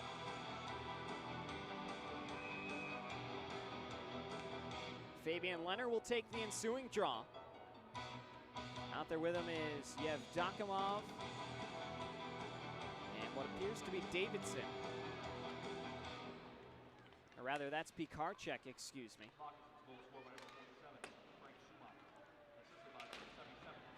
credit the assist to Rasmus Asp, who's back after serving a 2-game suspension against the Breakers last weekend. Now back towards the Breakers, and Yevdokimov lost control of the puck. It's sent into the middle for Leonard. Leonard with Yevdokimov barely staying on side. Yevdokimov punches it into the corner. Leonard digs it out from below the end wall. Nice move to shake off a snake and generate some space back towards that near side. Yevdokimov centering feed. Pikarczyk got a piece of it on goal, and it's held onto by Masternak. Pikarczyk, a guy who is due to score. Scored in 5 straight games earlier in the season and has quieted down a bit, but a very gifted offensive playmaker. He's going to have a bit of an extra workload in the absence of Caden Henry joining the Peoria Rivermen in the SPHL.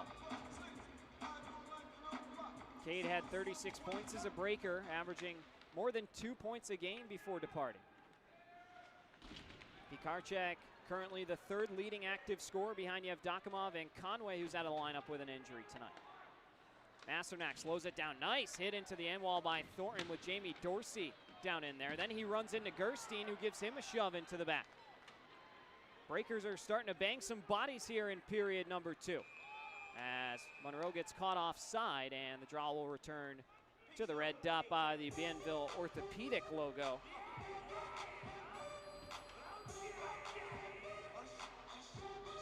Here in our Aaron's second period of action. Breakers and the Moccasins separated by just 1 goal. Frank Schumacher has the difference with his 7th of the season. He's now up to 20 points this year, as that one was touched, and we'll have another icing bringing the draw to the Biloxi end. 15:47 left to go.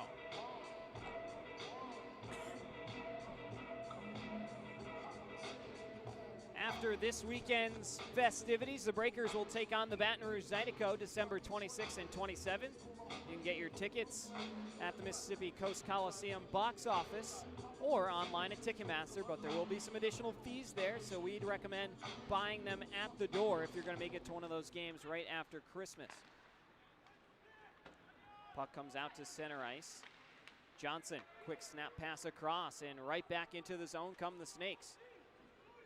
Spinelli, or rather Bondi, with a good effort on the back end to close off that play. Now a stretch pass into the legs of Nerland, who was onside. Johnson takes it from him. Now on over for Fischer into the skates, and Nerland shot save made by Masternak. Trey Fischer with a 3-game point streak, the only active Breaker with a point streak still running, and gave a good feed out to Nerland, who got handcuffed a bit on the pass but still got a good shot away. One of the best scoring opportunities Biloxi has had tonight. Out shooting the Moccasins here in period 2, 2-1. But the Moccasins with the one that count on the scoreboard. Off the face-off, quick shot attempt by Leonard was snuffed out. Now here comes Learakos in across the line, shoots one after the offside call. Flanigan took exception to it as he escorts him back out and over to the end wall. Learakos having a conversation with Mr. Flanigan. Flanigan gives him another quick shove. Referees in between, and fans looking for something more here. Not sure they're going to get it just yet. Learakos had an orbital problem after the fight with Tim Payne. Certainly, if you watch it back, it looked like Payne took the brunt of it, but Learakos has an eye that was just about closed for a little bit there, still rather swollen. But respect him coming out and suiting up for the Moccasins here tonight. No bubble, no cage, just a hockey player. So he's back out there tonight, but has been quiet.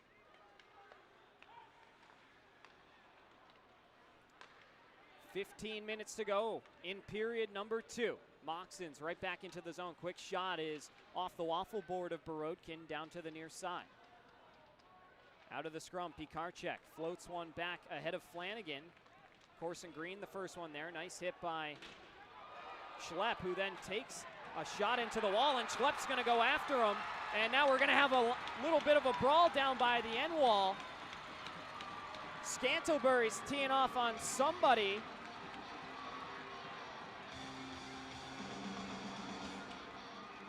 As now the referees are going to have to sort all this out here.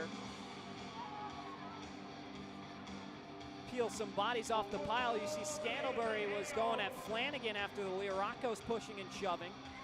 And Schlepp took exception to the hit by Corson Green onto Aldi Nerlan, or rather you have Dakamov, one of the two into the wall. Might even be Pikarczyk, who's still in a chokehold by Matthews. And so I'm sure some PIMs coming here as the crowd getting up into this one.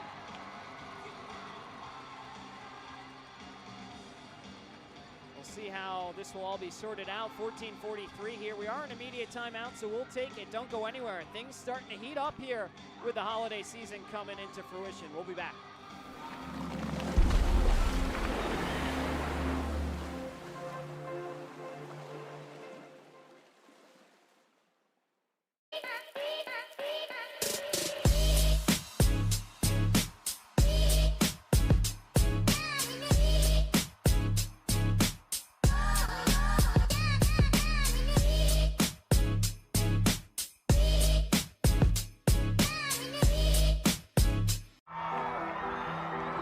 When injury knocks you out, Bienville Orthopedic Specialists will be there for you every step of the way.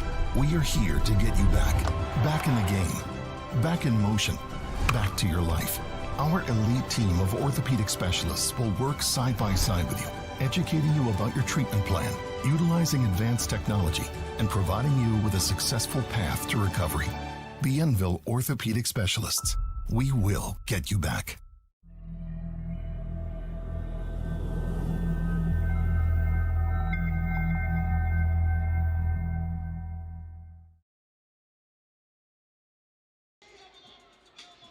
So as of now, there are two penalties up on the board, one aside. The first is a 5-minute major to A.J. Schlepp. The other is a 2-minute minor to Corson Green. As A.J. Schlepp has been, or is being escorted off to the locker room, so you'd imagine there was a 10-minute misconduct involved as well in that assessment. As Schlepp still barking as he's headed off to the ice.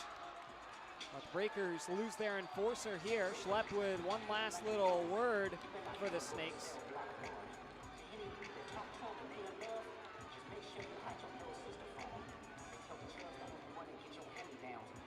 Getting our penalty clocks all matched up for you here. That's what it looks like on the Jumbotron.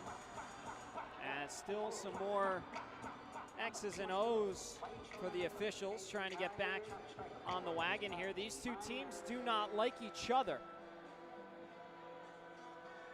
If that's not clear, I'm not sure what is. Something about Mississippi and Louisiana playing hockey against each other has just about guaranteed a surplus of penalty minutes. It looks like Hagen Moe has been assessed the penalty as the third man into the scrum. So another 2 minutes for the Moccasins added to the wall. So it might be another one of those unique scenarios we saw last weekend where the Breakers are going to have a 4-on-3 for 2 minutes. And then after that, it will be a 3-minute 5-on-4 for Monroe. So for now, it's going to be a walk-ons power play. We're still trying to get all the information for you.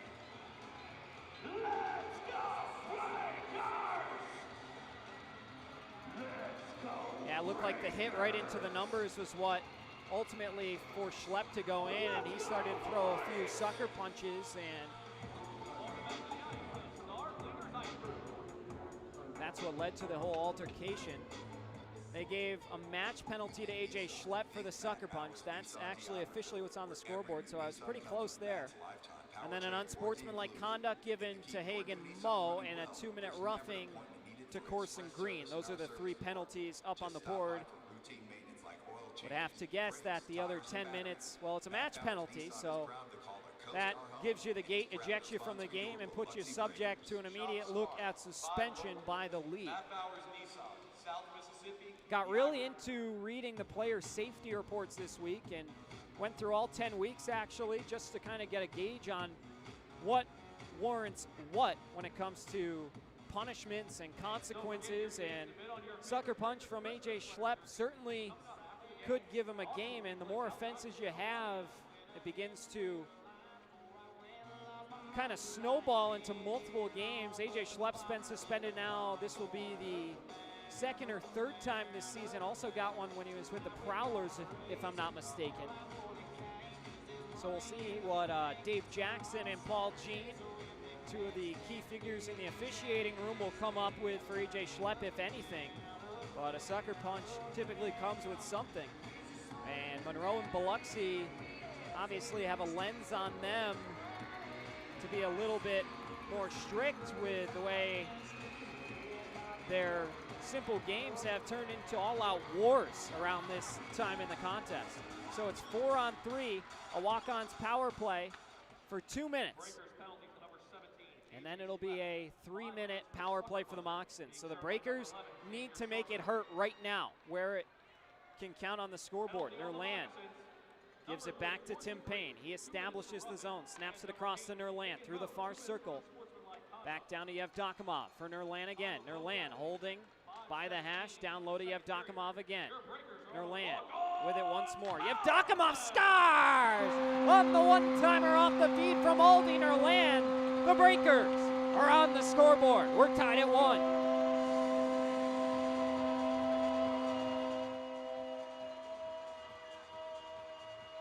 An absolute rocket from the Breaker captain, who we have not seen in quite some time. He's missed the last 4 games, 2 against Monroe, 2 against Topeka. And so that will eliminate 1 penalty off the sheet for the Moccasins. But a big timely goal. Masternak breaks for the first time tonight. It comes on the 6th Biloxi shot of the evening. And so now we're going to go 4-on-4 for another minute 31, and then a 3-minute power play for the Moccasins. Back underway here. A big and necessary goal for the home team. Pikarczyk takes it off the wall, gives it back to Payne. Payne for Davidson, his quick shot, turned aside by Masternak. Back on goal by Pikarczyk, and Masternak will hold on to it. A little extra from Jamie Dorsey down below the end line there.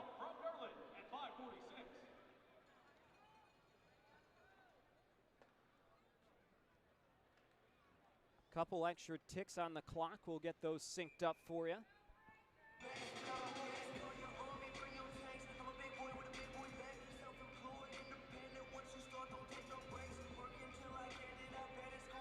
But a competitive contest through 25, 26 minutes plus of regulation, as Nerland loses the draw to Fernaris.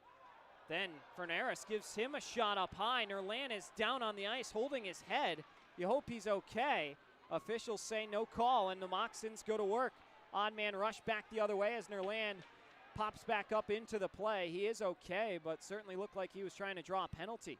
Gerstein drops it off. Now Matthews closing in, shoots one, and held by the glove of Borodkin for another whistle and a face-off.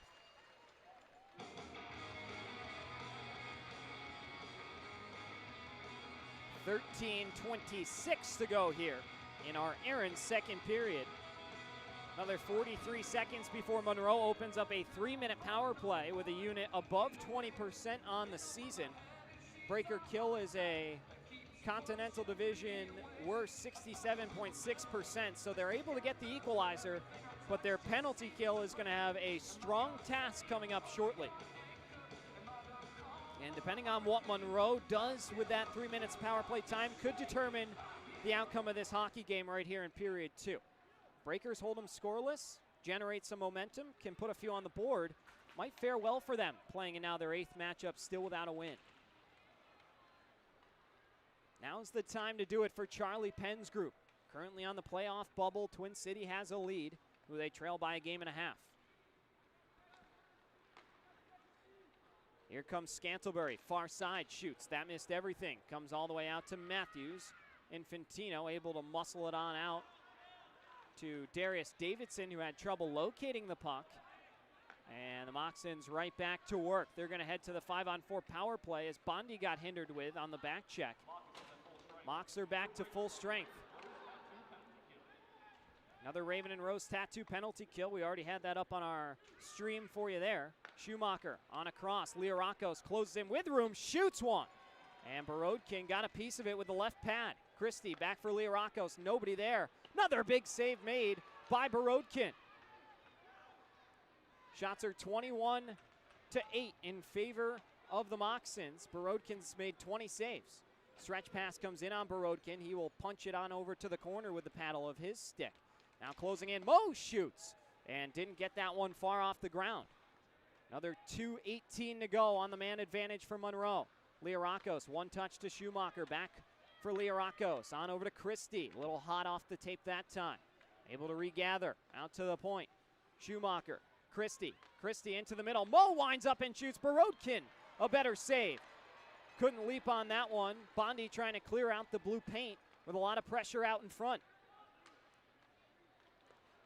Breakers force a turnover. Fischer, one-on-one, will go chase. Masternak slows it down, has to make a decision. Shakes off Fischer and finds Christie. Here comes Gerstein in across the blue line. Gerstein looking to split the defense. Christie then trying to go back door. Looks like someone lost a mitten. Gerstein just completely pulled down Thornton with both his hands that weren't on a stick. No call. Thornton taking his time, takes a couple stick checks, being worked on by Corson Green. Another minute 17 until the Schlepp penalty will end. Xavier Charbonneau serving it. As we get another whistle with Borodkin over at the bench, and we'll see what the call is. Looks like Landon Johnson making his way over to the penalty bench, and so the Breakers do their job. A lot of clicks and a lot of credit for the penalty kill getting it done there. It's actually Rasmus Asp going to serve the penalty, so it was on him.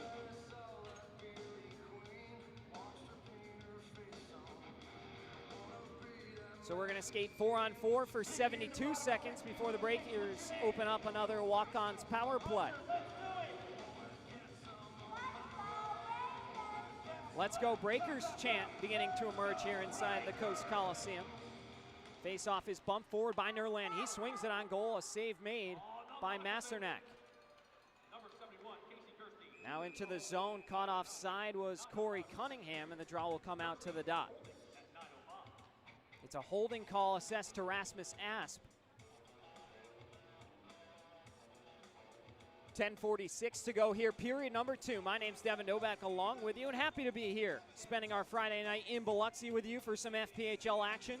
No place we'd rather be. Breakers, Moccasins, always an entertaining one. On the draw, it's controlled by Biloxi. Sent across to Grant Bondi by Rosenbaum. Bondi will lead the charge. On over to Infantino. Looking to force it back to Bondi. It pops up and goes into the corner. First one there will be Tim Payne. He throws it behind the goal, but the Breakers were touching up, playing it a little bit more conservatively, as now here comes the speed coming in. Here's a quick shot and a save made with Corson Green peeling in on the far side. Now a breakout pass to Darius Davidson. Davidson in over the blue line. Oh, what a nice move to get around Matthews. Controls the zone, his team in the midst of a change. On over Flanigan, too hot to handle. And a saucer pass knocked down. What a play made by Pikarczyk down in the middle, or else Monroe would have had a breakaway. Into the back half of our contest here. Pikarczyk gives it away. Off to the races, Spinelli in a foot race with Ferneris. Ferneris closing in, shoots one, save Borodkin. Where is it? And he will squeeze as we head into our media timeout. 9:46 to go. Breakers headed to a walk-ons power play when we return. Don't go anywhere.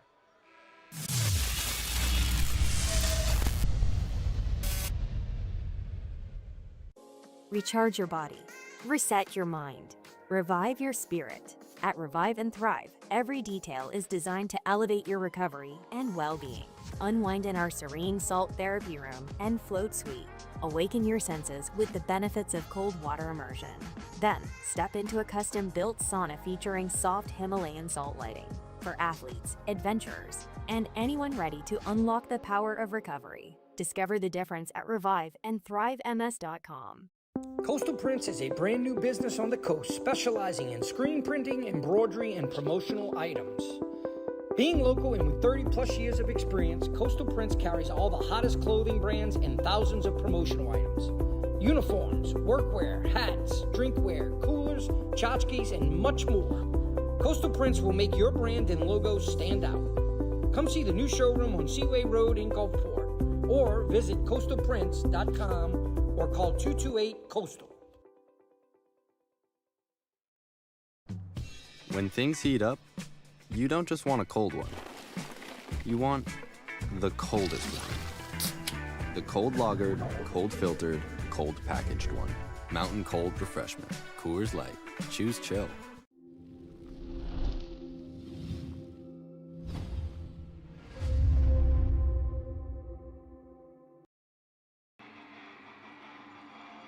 Little motley crew kicking off our power play, a walk-ons power play for the Breakers as we're back underway here. Offensive zone draw controlled by Fernandez.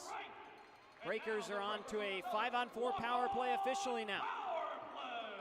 Charbonneau out of the box, right into the play. Nerland, Yevdokimov with it now. Spoons it back to Nerland. He'll have to go chase in the corner. He takes a hard hit from Fernandez. And Rosenbaum will slow things down, shaking off the forecheck pressure of Fernandez. Rosenbaum taking his time, coasting into the neutral zone. Now in stride, here's Pikarczyk, far side, centering feed, gets through to Leonard, he shoots. Blocked down in front, Rosenbaum steps up for Nerland, one-timer. Or excuse me, a catch and release slap shot that goes well wide. Mo will dump the puck in, and the Breakers will have to go back to 5-on-5 as the walk-ons power play concludes. Into the offensive zone, Nerland to the middle, shoots one, tried to go high and tight. Masternak had the post covered. Swept back in by Flanigan. Reeled in by Carter Thornton. Thornton out to the point, Flanigan with room, shoots, save made Masternak, on goal again by Darius Davidson, and it comes all the way out to the point. Breakers creating some pressure. Davidson shoots. Oh, it jumped over Masternak for a moment and goes wide. Thornton. Matthews ties up Carter Thornton, and the puck bleeds back into center ice where Spinelli plays it off the wall. Touch pass in the direction of Sam Turner's cut off. Turner then spins down his man in Spinelli, and Brendan Spinelli, Mr. Merry Christmas, draws a call. Breakers headed back up a man. No one in Biloxi likes Christmas more than Brendan Spinelli. We've had the opportunity to watch a pair of Christmas movies this week, Elf and National Lampoon's Christmas Vacation. But Spinner, big Christmas guy. We brought out the works for him, including scented candles and Christmas lights to really solidify the experience. But he loves Christmas and looking forward to it. Shout out to his family back up in Canton. He wishes he could be there to spend the holiday with you all. As back to the walk-ons power play, Sam Turner is given a 2-minute minor for tripping. Almost trouble. Rosenbaum, nice keep inside the blue line. Now busted out of the zone again. Fernandez back skating in across the blue line, looking for Gerstein. Flips it ahead. Rosenbaum ties up Gerstein. Centering feed to Fernandez is broken up by Nerland. Nerland backhanding one that hops over the stick of Leonard and will be chipped back on in. Approaching the 7.5-minute mark here in period number 2. 90 seconds to go on the power play for Biloxi. Gerstein battling with Rosenbaum. Pikarczyk comes in to help. Eventually it spits out to Rosenbaum, and Biloxi will begin their charge back the other way. Leonard with Nerland just barely staying on side. Has it pop free. Nerland trying to fish it out of trouble. Comes out to the point. Pikarczyk for Rosenbaum. Rosenbaum had to hesitate for a moment with the pass a little too strong. And comes back Pikarczyk. Pikarczyk down low for Nerland. Nerland will hold. Biloxi creating some space. Pikarczyk turns it over. Stefanini trying to find a new gear in a foot race with Rosenbaum. Here's Ben Stefanini to his backhand. Save Borodkin. Nobody knows where it is. And They'll say Borodkin made the save for now. And as he gets untangled, the puck remains out of the cage. Ben Stefanini, always a threat shorthanded, scored a shorthanded goal in this very building over a month ago. That was almost a tough blow for Biloxi, but Anton Borodkin's been the story tonight. Saves in 25 of 26 shots he's faced. Just 7 shots for the Moccasins here, or rather 9 shots in period number 2. Breakers have countered with 7 of their own. Wrapped in by Carter Thornton. Or maybe it was Infantino, excuse me. Thornton there on the pressure, back the other way.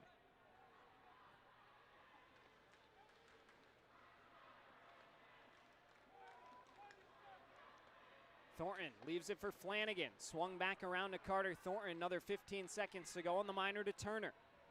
Breakers, maybe one last push. Here comes Thornton. Thornton floats it in to go chase himself, looking for some help. Reverse to hit into Rasmus Asp for a moment. Fischer holding now, looking for a passing lane. Davidson directing traffic. Fischer's shot goes wide on the glove side. Taken back by Davidson and given away to Schumacher. To the open ice, Sam Turner, fresh out of the box, fresh legs. Gives it on over to a trailing Moccasin. Now Christie shoots, save made Borodkin, and he'll hold for another whistle and a faceoff.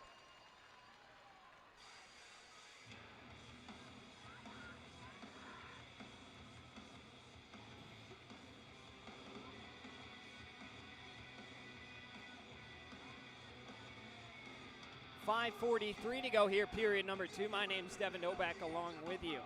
Moccasins and the Breakers deadlocked at 1 here. Monroe wins the ensuing draw. They've been all over the face-off dot tonight, expanding their possessions and making it tough. Bondi able to come back door, and now it's chipped out for a moment by Payne. On goal again by Christie, and Borodkin makes another big save. Closing in, another shot by Landon Johnson. Skitters up and into the crowd. A mile-high daiquiri puck out of play. So another draw will commence down in the Breakers' end. Seems like each team kind of has a couple minutes where they're controlling the offensive zone. It's been a little bit more in Monroe's favor tonight, especially if you look at the shot totals. But Biloxi's put together a few nice offensive zone, don't want to say drives, but possessions. Who's going to capitalize on that third goal? That becomes the question. Back to center ice. Monroe slowing things down. Pass to the near side. Johnson gets run into by Fischer, who goes down. Now Turner dragging it through a couple breakers, still somehow in possession of the puck. It's kicked out to the middle.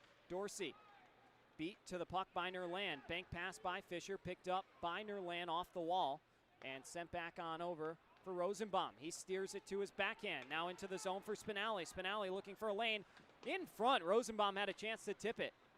Fischer couldn't peel it off the wall. Learakos into the middle. Thornton almost had a chance to make a play on it. Masternak thought about covering, instead plays it out to Johnson. Back into the zone. Stefanini. Gerstein with room, shoots. Shot blocked by Payne. Another quick save by Borodkin. A flurry, and finally they score. Monroe with just one too many second chance opportunities. And Casey Gerstein there in the blue paint, able to whack it home after a really nice flurry of saves by Borodkin. Did everything he could, but Monroe crashing the net is rewarded, and they jump out to a 2-1 advantage.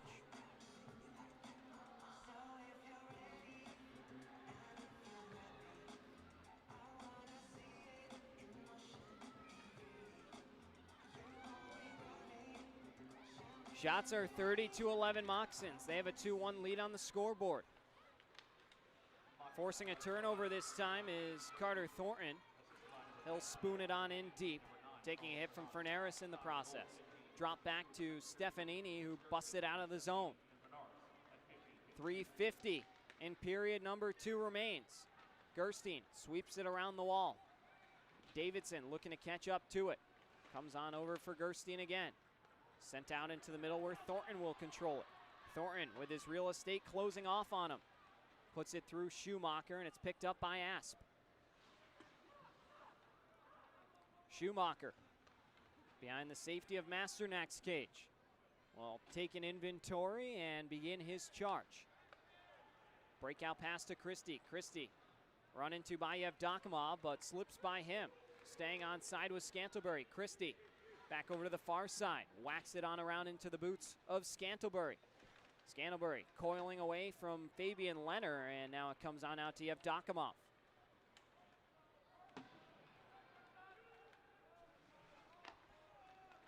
.255 to go here in period number 2. My name's Devin Dobak along with you. Here's Yevdokimov in across the line. Gets free and got tripped up by Corson Green. No call. Looked like maybe he jumped a little bit looking to avoid the contact. Still got clipped. Referees' arms stay in their pockets. Rosenbaum collides with Turner. Gets it to Fischer, who sends an area pass to the far side for Thornton to go chase. Thornton nudges it in deep, looking for some help. Nerland there on the forecheck, but Monroe picks up the vacant puck. And it's Leorakos backing his way down low, moves to his backhand. Pass deflected off the side of the apron of the cage.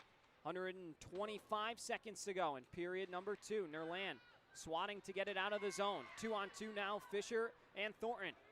Saucer pass from Fischer, hops over Thornton's blade. Nice hit by Thornton into the end wall on Corson Green, who continues to beak with him. Thornton gets right in his face. Gives him a cross check, and we'll see if anything's going to go here. Green wants no part of it.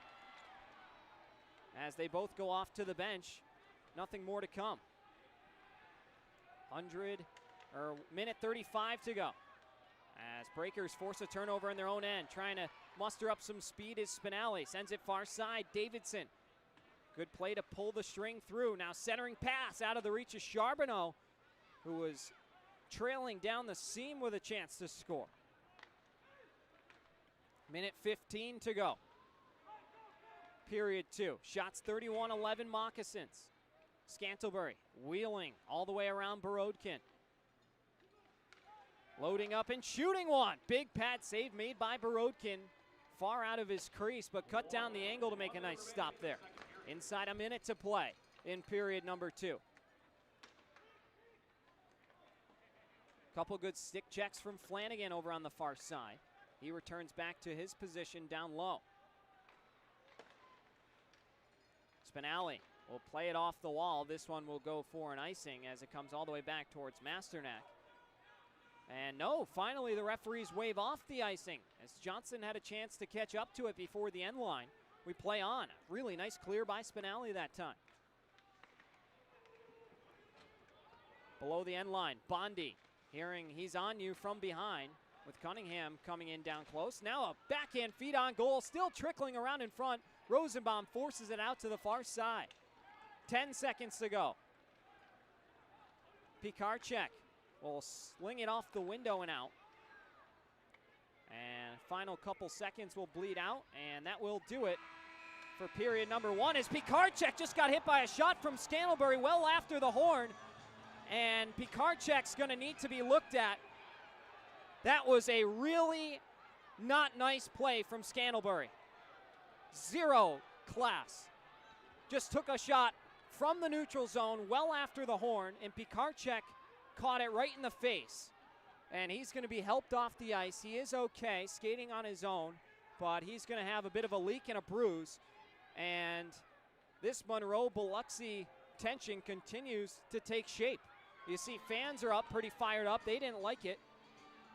There's a little bit of a mess to clean up in the Breakers' defensive zone, and you certainly just hope that Pikarczyk's okay, but that was a scary moment.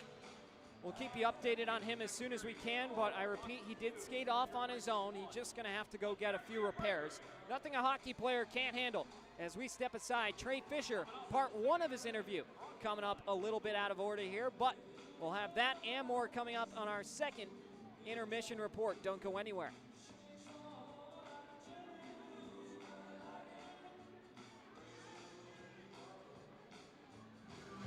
Devin Dobek here with Trey Fischer. Trey, welcome to Breaker Banner. Happy to have you on with us. Thanks for having me.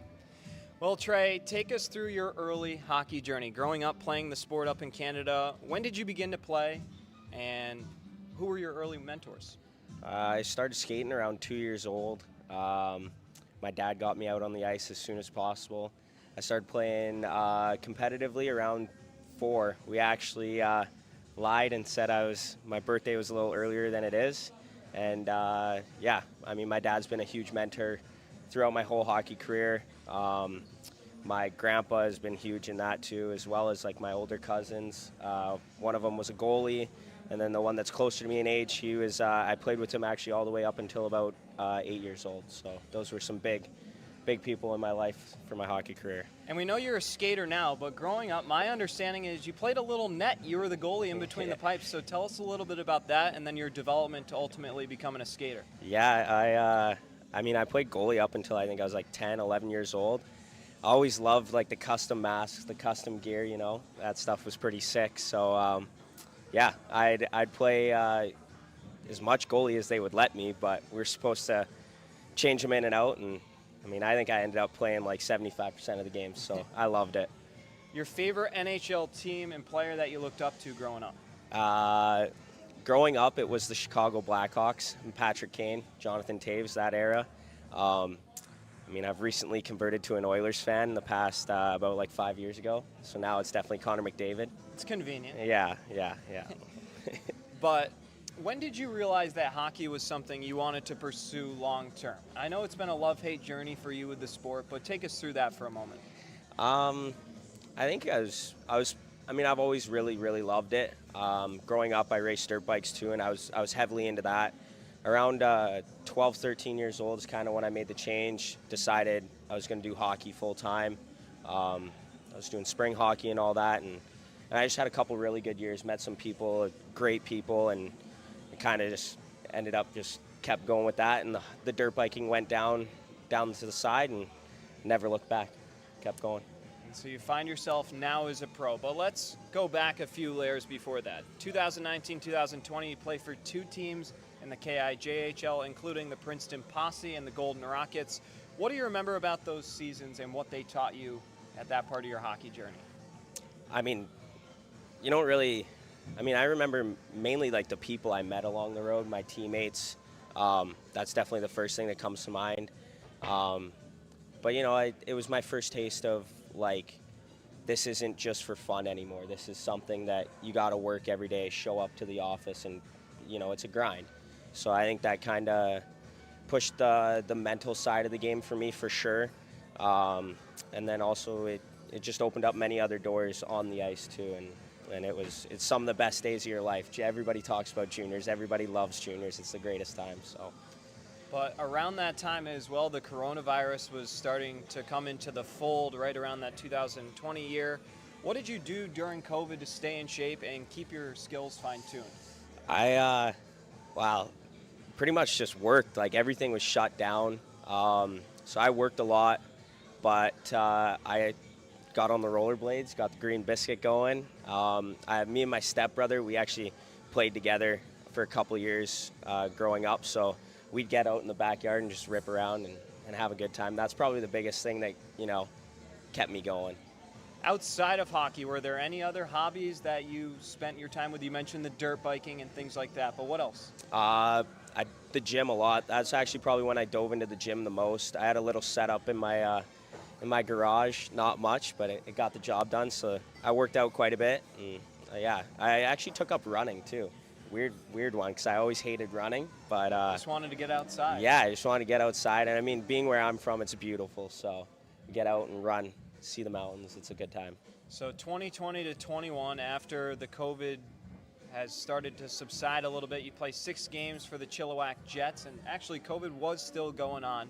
But was it a nice time to get back on the ice after all the chaos? Like, what were your memories from just hitting the ice for the first time after the virus shut things down? Yeah, I mean, it was awesome to get back into the room, see the guys, and then get back on the ice.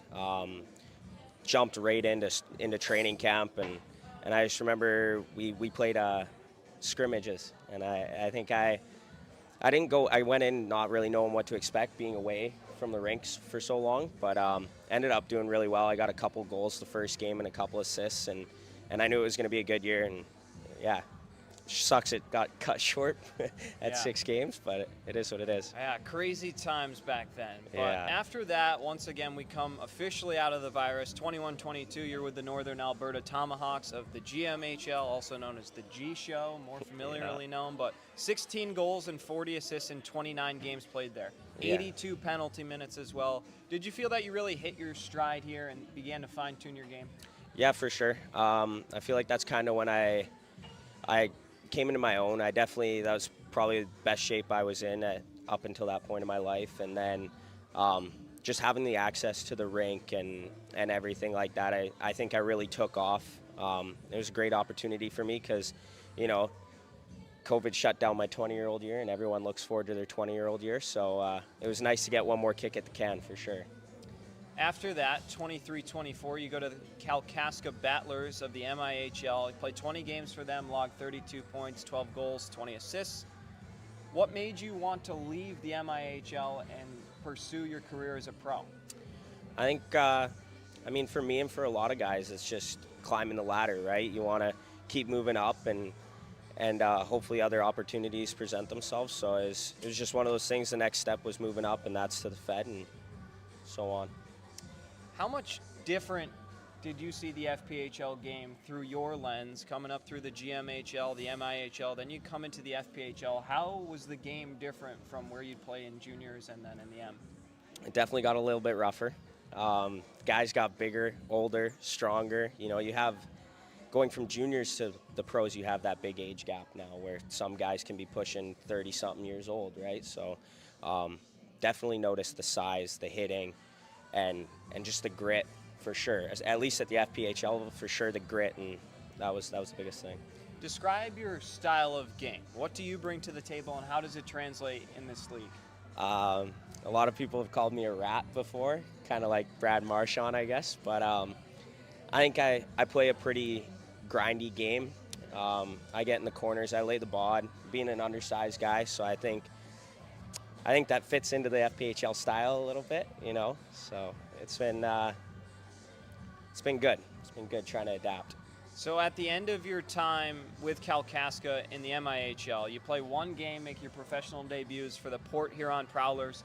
Take us through those emotions. Maybe you had a rookie lap. Maybe you just hit the ice as a pro for the first time, calling yourself a professional. What was it like? It was awesome. Obviously super excited. Little nervous, but it's a privilege to be nervous. Me and one of my teammates from that year, Zach Damaris, really good buddy of mine, we actually played our first game together, so we went out and ripped a rookie lap together. It was awesome. So yeah, it was good.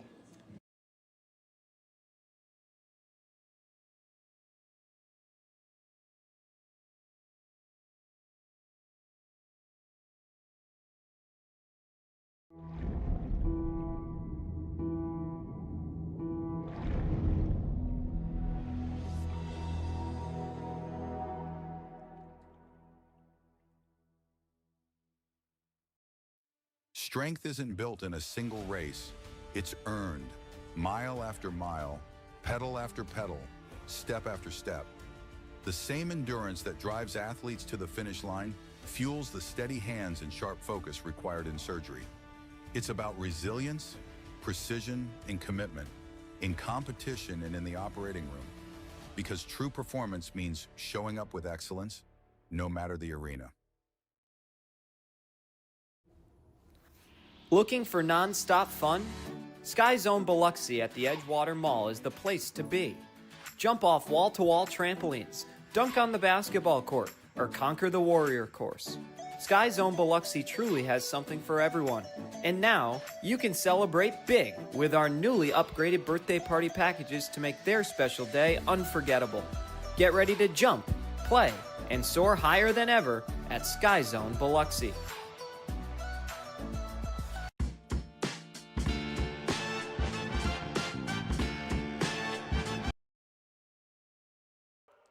Wanted to give everybody an update as soon as I was updated, but Lucas Pikarczyk is going to play in period 3. He's going to wear a bubble, and he's going to be back out there.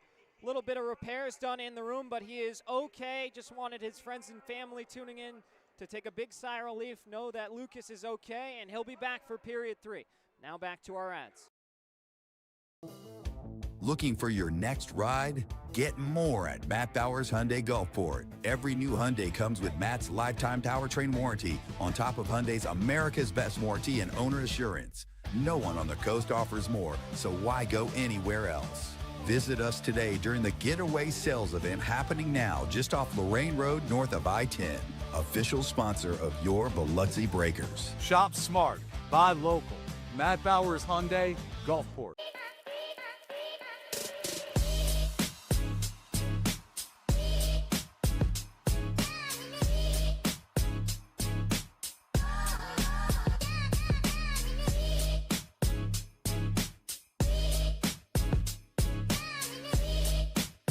Ben & Jerry's is serving up true ice cream euphoria inside the Hard Rock Hotel and Casino in Biloxi. You're sure to find your new favorite among more than 34 flavors. Let us scoop yours in one of our freshly baked waffle cones. Ben & Jerry's at Hard Rock Hotel and Casino Biloxi, where euphoria awaits.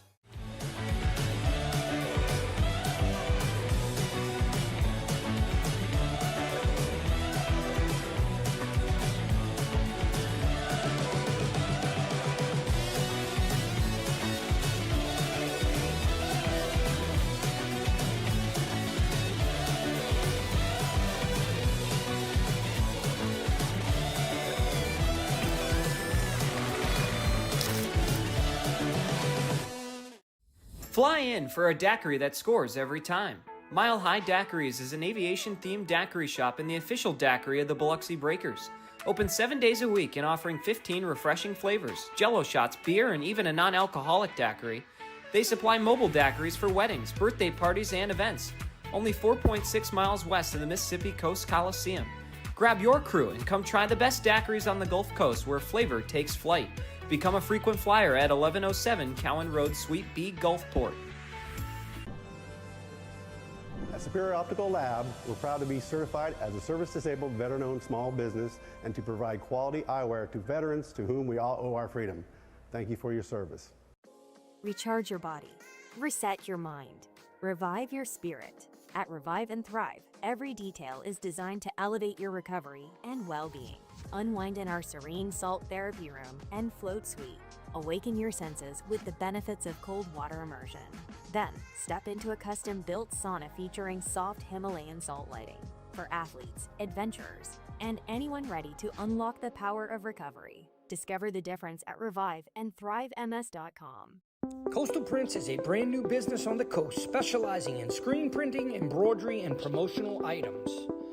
Being local and with 30 plus years of experience, Coastal Prints carries all the hottest clothing brands and thousands of promotional items. Uniforms, workwear, hats, drinkware, coolers, tchotchkes, and much more. Coastal Prints will make your brand and logo stand out. Come see the new showroom on Seaway Road in Gulfport or visit coastalprints.com or call 228-COASTAL. The Mississippi Gulf Coast is where community and teamwork come together, on and off the ice. Foshee Residential is proud to support the Biloxi Breakers as they bring the heat to the rink this season. Foshee Residential manages 3 unique apartment communities along the coast, each offering modern finishes, resort-style amenities, and a location that puts coastal living right at your doorstep. Ready to find your community? Visit FosheeResidential.com/Biloxi Breakers for more information. Every new Hyundai from Matt Bowers comes with Matt's lifetime warranty included. That's in addition to Hyundai's America's Best warranty, a 10-year, 100,000-mile powertrain warranty, and Hyundai Owner Assurance. You get both warranties, making a new Hyundai from Matt Bowers an excellent value. Come visit us today during the Getaway Sales event at our new showroom just off Lorraine Road north of I-10 in Gulfport. Shop smart, buy local. Matt Bowers Hyundai, Gulfport. When injury knocks you out, Bienville Orthopedic Specialists will be there for you every step of the way. We are here to get you back in the game, back in motion, back to your life.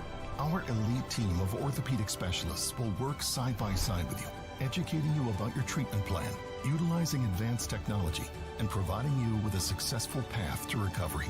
Bienville Orthopedic Specialists. We will get you back. When things heat up, you don't just want a cold one. You want the coldest one. The cold lagered, cold filtered, cold packaged one. Mountain Cold Refreshment. Coors Light. Choose chill.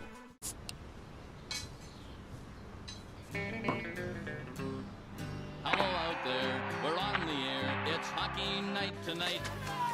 Tension grows, the whistle blows, and the puck goes down the ice. The goalie jumps and the players bump and the fans all go insane. Someone roars, Bobby scores at the good old hockey game. Oh, the good old hockey game is the best game you can name.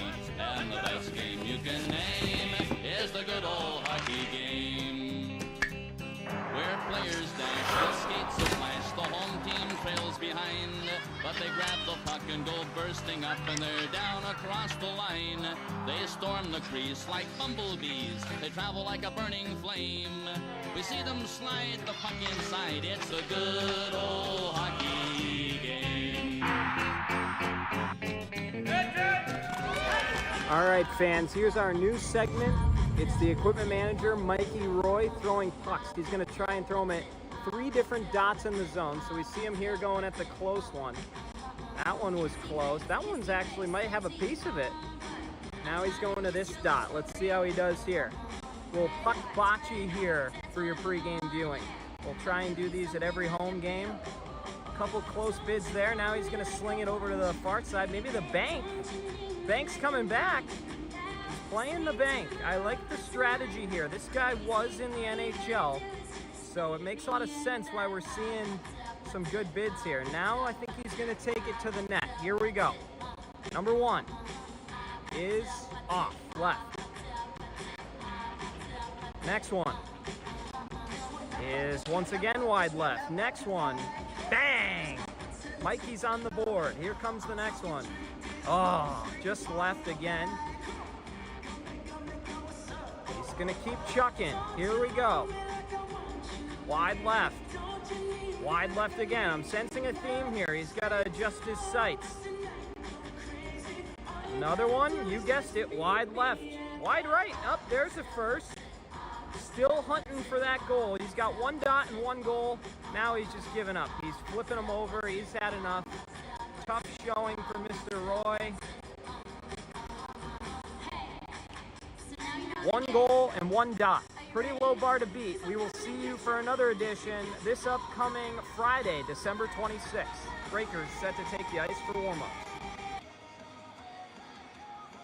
And we welcome you back ahead of period number 3. Let's run you through our game stats real quickly. The Moccasins lead it 2-1, out shooting the Breakers 34-11, but just 17-8 in that middle frame. So the margin's starting to close up a little bit. Hopefully it's incrementally, and will be fully closed here in period 3. Breakers 1 for 4 on the power play. Moccasins are 0 for 2. 10 penalty minutes for Monroe and 7 for Biloxi. In case you missed it during our 3rd period, Lucas Pikarczyk is okay and will play here in period 3 wearing a bubble. So huge shout out to Mikey Roy, who you just saw slinging pucks over the bench in our intermission there, getting a bubble strapped on, and Pies is going to be ready to go here for period number 3. Happy to see that ahead of the ensuing face-off. Fabian Leonard will take it. 20 more miles to go. Moccasins Breakers, round 8 of 12. And the first of a home-and-home set right before Christmas. And a very happy Hanukkah as well to those joining us who celebrate Hanukkah. I know there's been a few nights. Some of the guys have been lighting the menorah over at the apartments, so I've had the chance to take that in, and pretty cool celebration that they have. 19:35 to go, period 3. It was a 10-minute misconduct penalty assessed to Scantlebury So he's not thrown out of the game, and there's no power play opportunity because of the disrespectful nature of it. He's given a 10-minute misconduct, so he will be out until the back half of our half-shell Oyster House third period.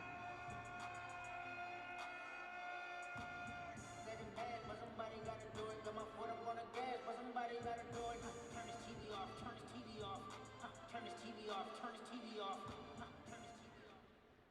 19:25 to go in period number 3. Here's Fernaris in across the blue line. Drops it off for Gerstein. His quick shot, funky bounce. Borodkin with another barrage of saves. Some good ones that he had to make. We continue to play on here. Another chance out in front. Spinelli back up to his feet as the puck is sent down. Nerland will be the first one there. No icing. Masternak has to come out and play it. Backhanding one on over to the far side.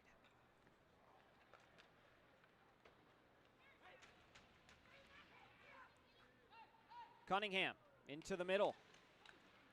Now down low, Gerstein, a little trouble handling it as it comes on into the corner. 18:45 to go here. Aldi Nerland will go 1-on-2 back the other way. Trey Fischer thought about jumping up in the play, but Nerland dumps it in to go off for a change. Fischer, good forecheck, ties the puck up in the end wall with Corson Green there for a moment. Now Cunningham into the neutral zone. Glides on in. Door-to-door with him is Bondi. Bondi, nice job to close him off into the corner boards. Funky bounce out in front. Borodkin, a reactionary save. Had to be a good one with Jared Christie in tight. Now Charbonneau, one-on-one, shoots one. Glove save made by Masternak. Still waiting for Pikarczyk's first shift. But what a warrior over on the Breakers bench. Gearing up to play here in period number 3. Puck to the face does not feel good. I'm hearing it caught him around the side of the nose in front of the eye area. So happy to hear he's okay, but a very scary circumstance that always is. Couple stitches and he's back at it. Tim Payne looking for Thornton. Gives it away to Stefanini. Out to the point. Quick shot by Matthews is turned aside by Borodkin. Borodkin's been sharp tonight. 36 saves on 38 shots he's faced. Thornton slinging it into the middle. Cut off. Now Lucchese in across the line is going to get caught offside, and now some more pushing and shoving with Corson Green down in the corner. Lucchese didn't like the extra bump after the play. Green didn't like him continuing to skate the puck after the whistle, and so they'll get acquainted down in the corner. 2 or 3 different Breakers have gotten Green's face, but he has yet to shed the mitts. Of course, a shorthanded Moccasins team might not want a lot of guys in the penalty box. Thornton making a slashing motion as he heads off to the Moccasins bench. I'm not sure if there was a little extra of a stick infraction behind the scenes. As face-off is tied up by Leonard. Vacant puck picked up by Jordan Rosenbaum. Rosenbaum looking in the middle for Leonard. Gets cut off by a couple snakes, and now back to work. Here's Mo carrying it through one man. Finds Leorakos. Little Gretzky curl over on the near side and finds it over to Schumacher. Cut off by Yevdokimov. Back out to the other captain, Schumacher. Borodkin almost run into behind the goal. Scary, dangerous play, and now he grabs that one. It was offline from the net, but he still grabs it. And with 17:14 to go, another defensive zone draw on the Breakers' end. 4 shots for Monroe in period number 3. None for the Breakers just yet. Still just a 1-goal game.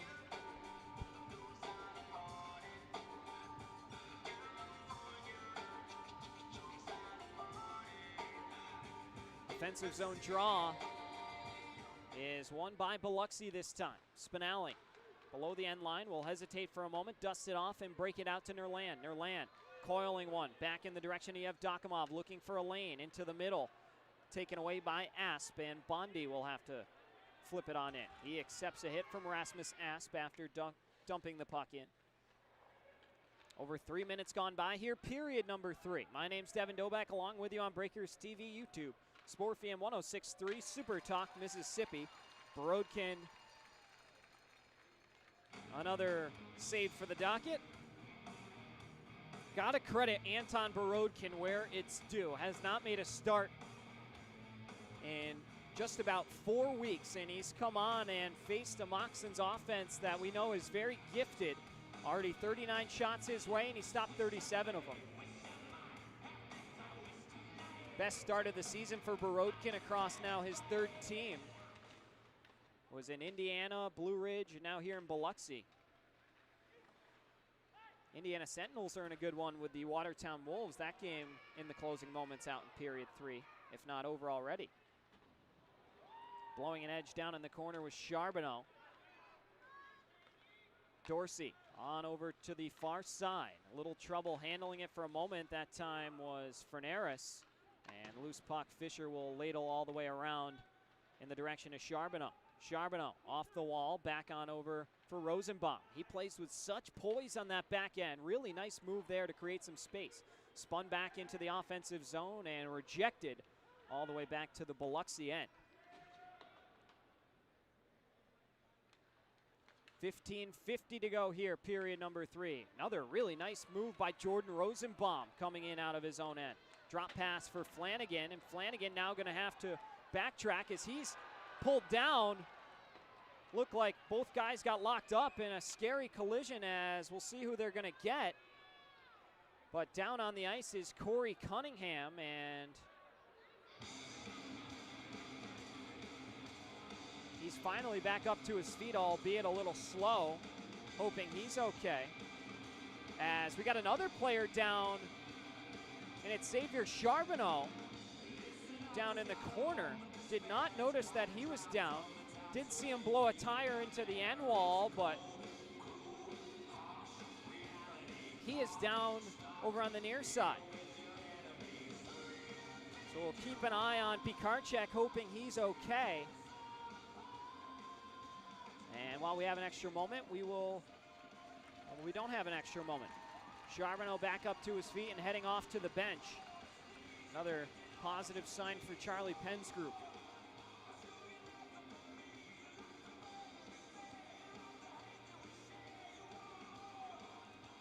No penalties assigned to the clock. No one's been guided to the scorer's table, so we will resume playing 5-on-5 here with 15:38 to go.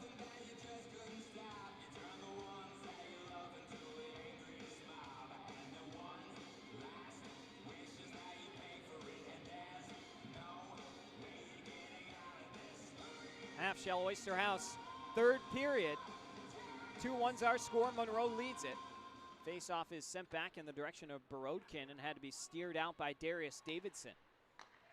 Matthews, D-to-D pass for Corson Green. Back for Kyler Matthews. Stefanini, one touch for Christie. Christie across the blue line, entering in onside, albeit close. Learakos pinned into the end wall. Finally gets untangled and controls the puck below the end line. Spinelli door-to-door with him. Pass deflects back for Davidson. Davidson surveying for a lane. And Breakers are going to get caught offside here at the 15:04 mark.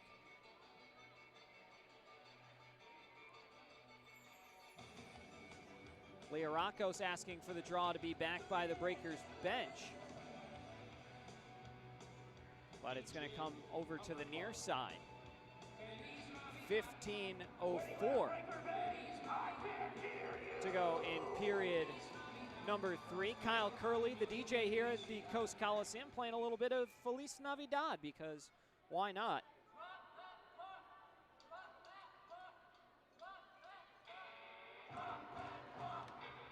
Face-off is won by Biloxi. Next whistle will be our first media timeout of period 3. Sent in and gloved by Masternak. Corson Green wheeling around his goal, and Nerland using the body to pin up Corson Green in the end wall. Breakers almost force a turnover. Finally get it back, but not for long. Repossessed by Learakos, who snaps it into the middle for Christie. 1-on-3. Really good recovery by Aldi Nerland. Nice defensive shift for Aldi Nerland, as now he's spun down looking to make a play. Everybody running over everybody. Bodies flying here at the Coast Coliseum. You have Dokimov into the neutral zone. Nerland in his boots gives it away. Taken back away.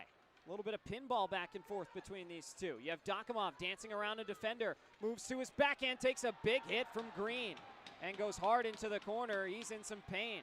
Slow to his feet as Breakers keeping the offensive possession alive. You have Dokimov slowly going back towards the Breaker bench. Fernaris shoots one. Great save by Borodkin as it goes up into the seats. Had to be a good one to avoid a rebound opportunity. It's been the Anton Borodkin show tonight. We're going to step aside. 2-1 Moccasins when we return.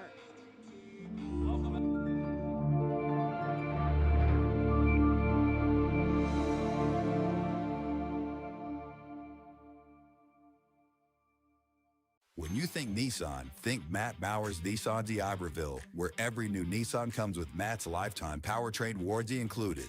And to keep your new Nissan running well, there's never an appointment needed for express service in our service department. Just stop by for routine maintenance like oil changes, brakes, tires, and batteries. Matt Bowers Nissan is proud to call the coast our home and is proud to sponsor your Biloxi Breakers. Shop smart, buy local. Matt Bowers Nissan, South Mississippi, d'Iberville. Looking for non-stop fun? Sky Zone Biloxi at the Edgewater Mall is the place to be. Jump off wall-to-wall trampolines, dunk on the basketball court, or conquer the warrior course. Sky Zone Biloxi truly has something for everyone. And now, you can celebrate big with our newly upgraded birthday party packages to make their special day unforgettable. Get ready to jump, play, and soar higher than ever at Sky Zone Biloxi.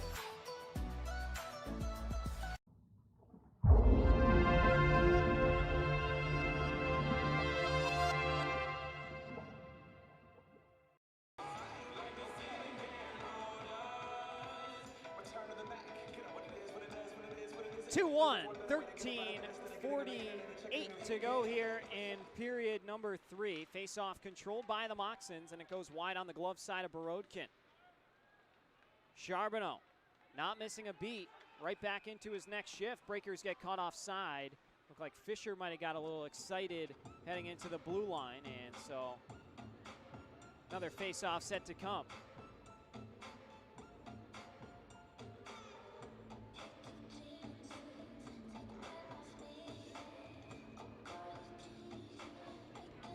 Shots are 40-12. Breakers with just one here in this third period, but still just a one-goal game. All you need is one to tie it. See if they can't steal a point or two from the Moccasins. Bondi leaves it back for Spinelli. Spinelli up the wall for Charbonneau. Someone had their stick broken. Charbonneau wisely back to the bench so he doesn't get a minor for playing with the broken stick. Fischer backhanding one, almost hit Thornton in stride around the blue line. Rasmus Asp with Thornton grabbing a handful of cloth on the forecheck. Now back around to the near side. Turned over, slowed down. Lucchese takes a rip at the net. Now on goal, it goes wide actually to the near side. Stretch pass with Turner offside, goes all the way through, and the Breakers will restart. 12:35 to go. Spinelli enters the zone, hits the brakes, and chips it back into the neutral area. Lucchese able to win it on back. Flanigan banking one for Fischer. Fischer shoot it into the near corner. Breakers will get some fresh legs. Back across the line, Cunningham is going to get whistled for offside. 12:18 to go.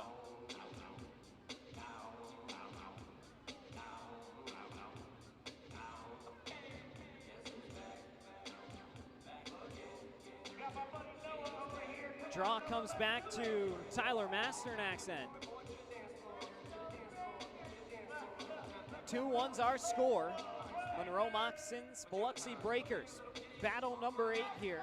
Wherever you're joining us from, Breakers TV on YouTube, Sportfield 106.3, Super Talk Mississippi. We're happy to have you with us. My name's Devin Doback. On the call for you, wherever you're listening from, in your living rooms, cars, On your headset is Fischer off the side of the post, almost surprised Masternak with a goal. That would have been something. Nerland gives it back to Fischer. Fischer will wheel it back around for Nerland to play off the wall. Nerland lets it go through him. Cunningham says thank you very much. Now Christie backhand feed to Hagen Moe in stride, cut off by Fischer, and he goes down. Good effort on the back check by Trey Fischer to break that one up. Christie for Cunningham. Cunningham centering feed. Kicks back out to Christie. Calling for it is Dorsey. He shoots and it goes wide. Another shot gets blocked down. Dorsey quickly for Christie. Christie shoots. Borodkin's there and makes the save. One extra whack warranted a shove by Tim Payne onto Hagen Moe. 11:33 to go. Also a reminder that once we hit that 10-minute mark, so our first media timeout after the 10-minute mark, Tucker Scantlebury will be released from his misconduct penalty and be back in the mix.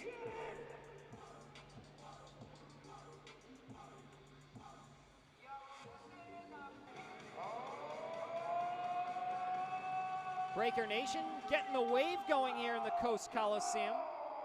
Over on the near side, out of the picture, so you can't see it right now, but there is a wave going around here in the Coliseum. I like people beginning to embrace the Breaker mascot. Little tradition that we're hoping to get going here. Flanigan back across in the direction of Davidson. This one will go all the way down for an icing with 11:13 to go in period number 3. So granted, we have not seen Pikarczyk take a shift, but I believe I see him down on the bench. I think it's going to be on an as-need basis, maybe strictly power play. Oh, he just came out from the locker room area to join his team on the bench. So I had someone else bookmarked as Pikarczyk then receives a couple fist bumps from his teammates and coaches. Happy to have him back on the bench. So finally, he'll get the chance to get going here. 11 minutes remain in period number 3. Gerstein, good deke move, created some space and sent it errantly to the far side. Charbonneau takes it off the wall, slings it over to Darius Davidson. His quick shot off the blocker and out. Poked through by Monroe. 2-on-2 rush back the other way. Rosenbaum had his stick in an uncomfortable area for Gerstein. He slings it away and regathers for Naris. Drop pass for Corson Green goes all the way into the corner, and Charbonneau will take it off the wall in stride. Here comes Xavier Charbonneau, 1-on-2 on the far side, shoots one. Blocker save made by Masternak, and that one goes up into the seats. Another Mile High Daiquiri puck out of play. Let's take a look at the waters ahead for the Biloxi Breakers. A lot of home games coming up, which is a good sign. They are due to make some up. This is just their 7th home game out of 28 in the season. But Zydeco both days after Christmas, then the Moccasins in Monroe on New Year's Eve, and then 4 straight with the Scarecrows from January 2nd to January 10th, all at the Coast Coliseum. Those are some games that we're going to be looking forward to. Hope you can join us. Now centering pass, didn't get all the way outside the crease. Spinelli somehow got some serious vertical, almost batted it down, but a good effort nonetheless. Officially halfway home here in period number 3. Who wants to be a hero for the home team? Rosenbaum through the neutral zone, chips it ahead. Quick shot on goal, goes off the side of the cage by Thornton. Christie has his pocket picked by Lucchese. Good effort there. He can't find it back to Fabian Leonard. Now Lucchese having a conversation with Sam Turner. Turner then goes off to the bench, wants no part of it. You have Dokimov. Nice to see that he's back into the play. He'll glide into the offensive zone. Cut off by Dorsey. Hits Nerland. His quick shot. Oh, what a move that was by Nerland to touch it through his legs to his forehand and get a shot away. Bondi entering riskily through the middle of the offensive zone. Cut off by Cunningham. He drops it back for Leo Rakos. Into the middle. Nerland cuts it off. On over for Bondi. Just behind Tim Payne, who will send it in deep. Dorsey was lining up Payne, missed the hit, and went awkwardly into the Monroe bench. Or rather, that was Leah Rockos, excuse me. All the way back to Anton Borodkin. 40 saves for the netminder on the night, wearing the black. Borodkin had a broken goalie stick. He'll get one from Declan Flanigan. And now a new twig as Scantlebury's released. We head to our second media timeout of period number 3. We will take it. Still the same score as when we started. We'll be back in a moment right here on Breakers TV.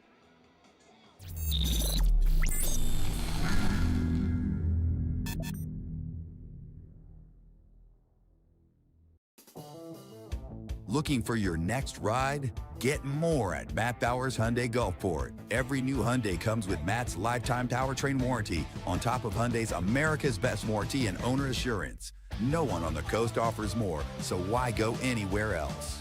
Visit us today during the Getaway Sales event happening now just off Lorraine Road north of I-10.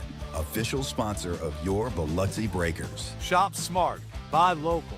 Matt Bowers Hyundai, Gulfport. Ben & Jerry's is serving up true ice cream euphoria inside the Hard Rock Hotel and Casino in Biloxi. You're sure to find your new favorite among more than 34 flavors. Let us scoop yours in one of our freshly baked waffle cones. Ben & Jerry's at Hard Rock Hotel and Casino Biloxi, where euphoria awaits.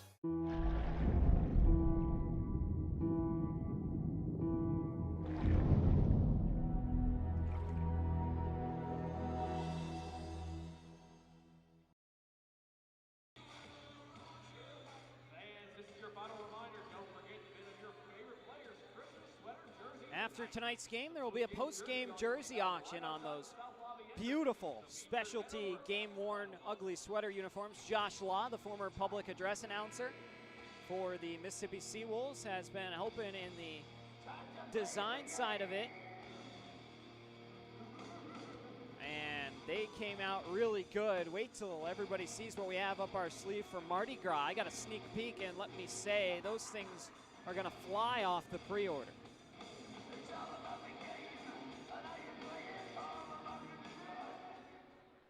Another face-off is won by the Moccasins.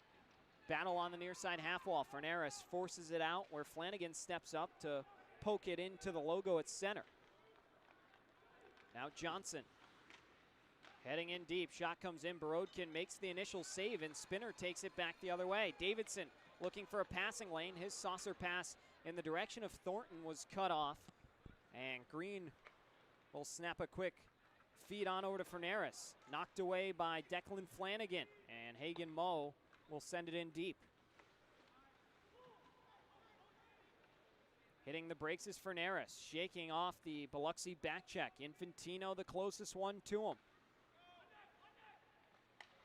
Another quick shot blocked down by Infantino off the skate blade, it appeared. Down low, Infantino still putting some pressure in on Scantlebury. Out at the point, quick shot, save Borodkin. Might have been hindered with by Fernaris, but still able to make the save. His 42nd of the night. 7.5 minutes left to play here in period number 3. My name's Devin Dobek along with you.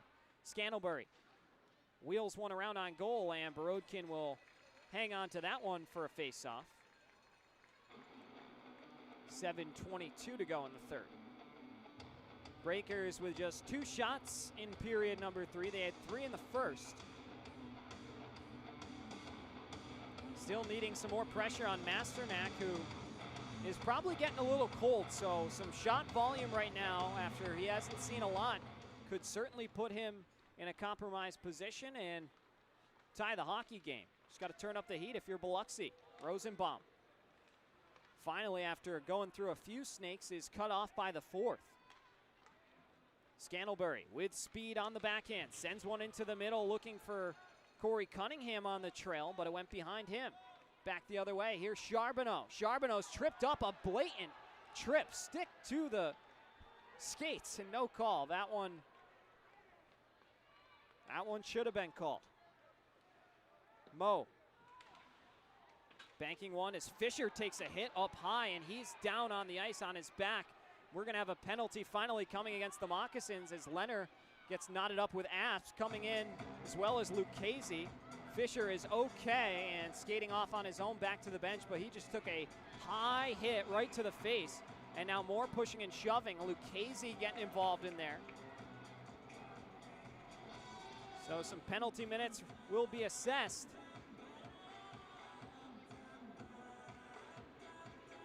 Fischer heads off to the locker room for some repairs.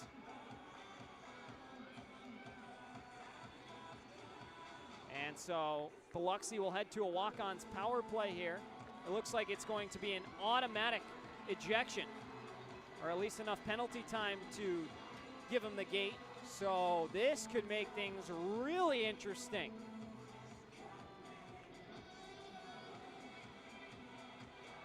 Fischer, not a tall guy, just 5'7", so sometimes you get caught in those awkward spots where you're matched up against a much bigger forward or defenseman, and he takes a high hit there, is going to win some power play time for his team. Certainly appears to be okay. He's one tough customer. But we'll see what the referees elect to do when it comes to penalty time here. And the indication is still pending.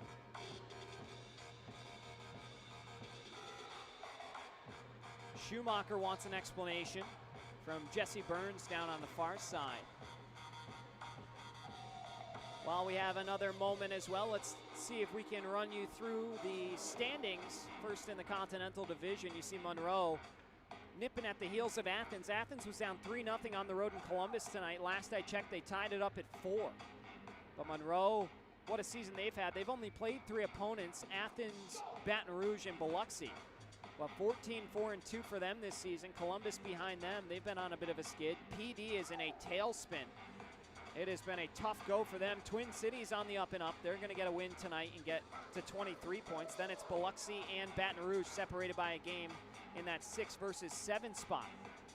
It is a 5-minute major penalty assessed to Hagen Moe. A 5-minute power play for Charlie Penn's group.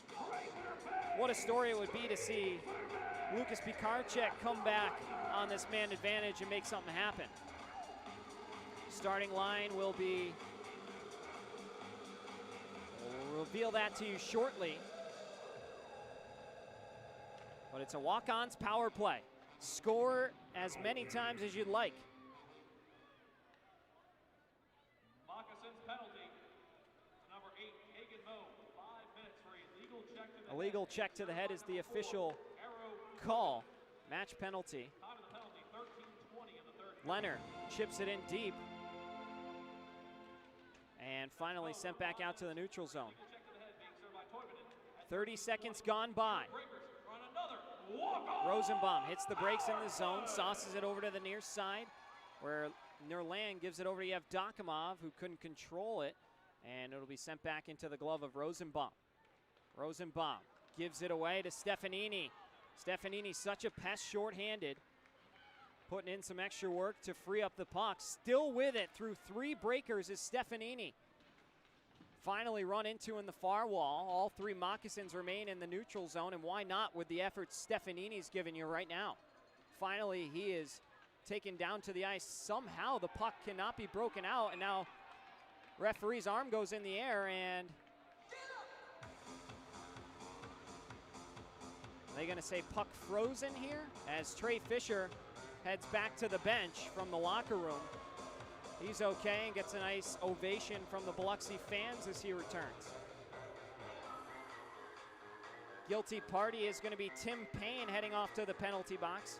An untimely penalty by Payne that's going to make it 4-on-4 for 2 minutes before another minute 52 on the man advantage for Biloxi.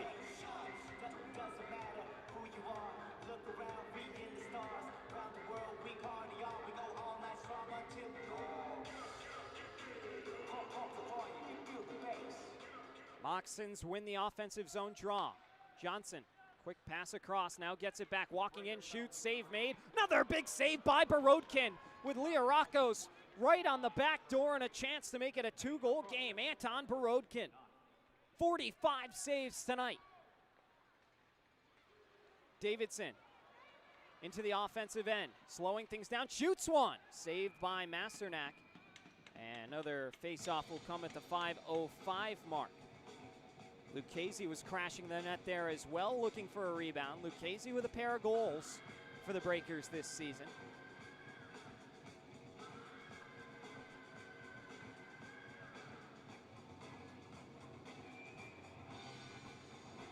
.505 remains in regulation. Monroe 2, Biloxi 1.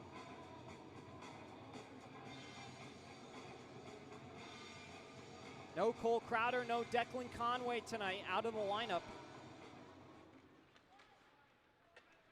As Monroe will pin it in their own end. Stefanini then chips it back down low where Corson Green will slow it.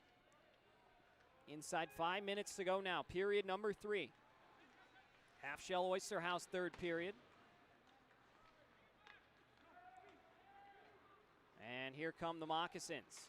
Quick shot comes in. Nice block by Rosenbaum on the back end. Throws his weight into a snake. And it's picked off the wall by Nerland, but can't find the tape. Gerstein poked away by Yevdokimov. Back with it, Gerstein maneuvering to his backhand, snuffed out by Rosenbaum. Calling for it is Yevdokimov emphatically. Spinelli will skate it himself and get taken down by the blue line. 4:12 to play here, period number 3. Monroe's gonna hold on to the puck. Green, area pass back across for Scantlebury.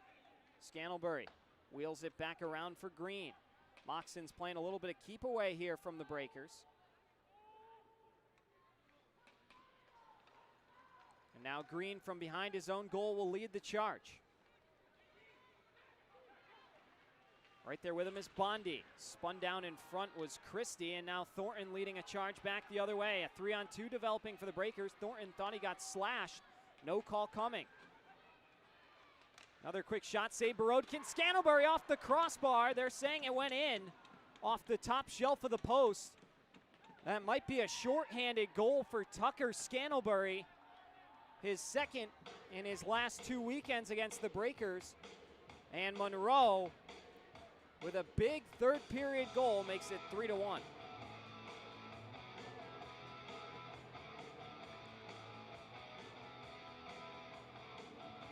Breakers had their opportunity, a 5-minute power play. Then Tim Payne assessed the 2-minute minor, and Monroe plays keep away for a bit before eventually capitalizing. And they jump out to a 2-goal lead here.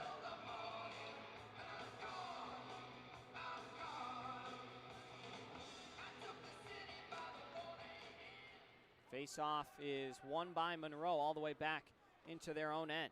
Another 100 seconds on the major penalty to Hagen Moe. Payne into the offensive end. Gives it off for Leonard. Leonard plays it around the wall.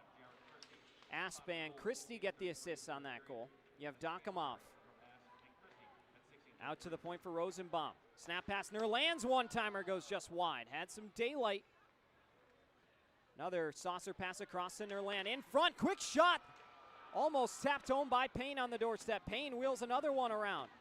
Couple good saves made by Masternak to keep this a 2-goal game. 2:40 to go in period number 3. Nerland gives it on off to Rosenbaum. Dropped back for Nerland. Another 47 seconds of power play time. Sent back for Flanigan. Flanigan gives it away, and it will be sent back in.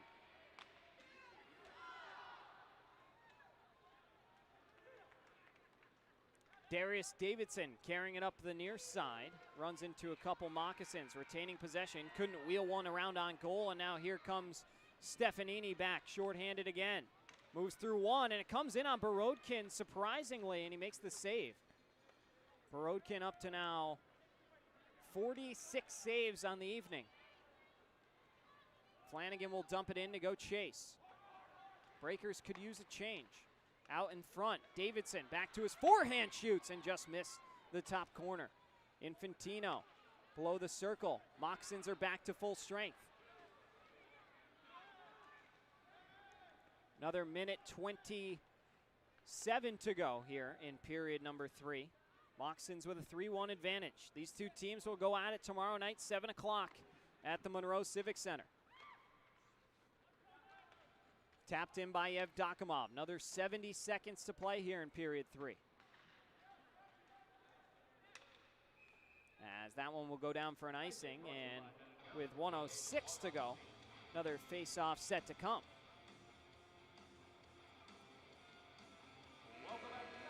It's another immediate timeout. We will take it, our final of the evening. Back in a moment to Biloxi.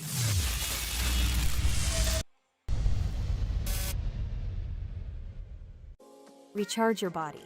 Reset your mind. Revive your spirit. At Revive and Thrive, every detail is designed to elevate your recovery and well-being. Unwind in our serene salt therapy room and float suite. Awaken your senses with the benefits of cold water immersion.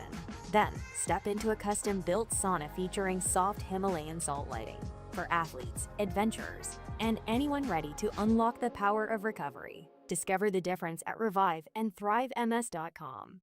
Coastal Prints is a brand new business on the coast specializing in screen printing, embroidery, and promotional items. Being local and with 30 plus years of experience, Coastal Prints carries all the hottest clothing brands and thousands of promotional items. Uniforms, workwear, hats, drinkware, coolers, tchotchkes, and much more. Coastal Prints will make your brand and logo stand out.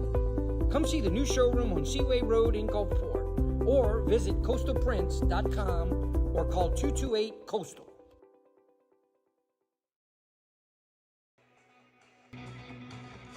.66 seconds left. Charlie Penn's keeping Borodkin in between the pipes for now. He's going to need the offensive possession before he will decide to pull him. Thunderstruck is blaring into the Coast Coliseum's speaker system, trying to get these Breakers fired up for a miraculous comeback here at home. As Borodkin will head to the bench now. Quick shot comes in, steered aside, and now floated into the glove of Charbonneau. Charbonneau, quick pass for Spinelli. 6-on-5 for the Breakers. Spinelli chips it in deep. First one there is Matthews. Matthews has also had a rather quiet night. Leonard banking one out to the point. Spinelli thought about the shot, instead holds. Back to Fabian Leonard. Spinelli again. Spinelli, Leonard. On out to Bondi. Bondi fakes the shot. Spinelli loads up and shoots one. That trickles back over to the near side. Bondi, far side corner. Another 22 seconds to go in regulation. Monroe gonna just skate it out. And now why not? They're gonna try and let Masternak shoot one and score. It's knocked down by Biloxi and slowed down by Fischer. Fischer gives it back across, and that will do it. The Moccasins win their 6th in a row and 8 of 8 against the Biloxi Breakers. A good battle from the Breakers. They fall 3-1. Borodkin was solid tonight. The story of the evening, 46 saves, but the Breakers with just 1 goal offense in the absence of their leading scorer, Declan Conway, and Cole Crowder still on the injured list. They fall here 3-1. We're going to take a quick break to step aside here ahead of our Breakers post-game show. We'll be right back.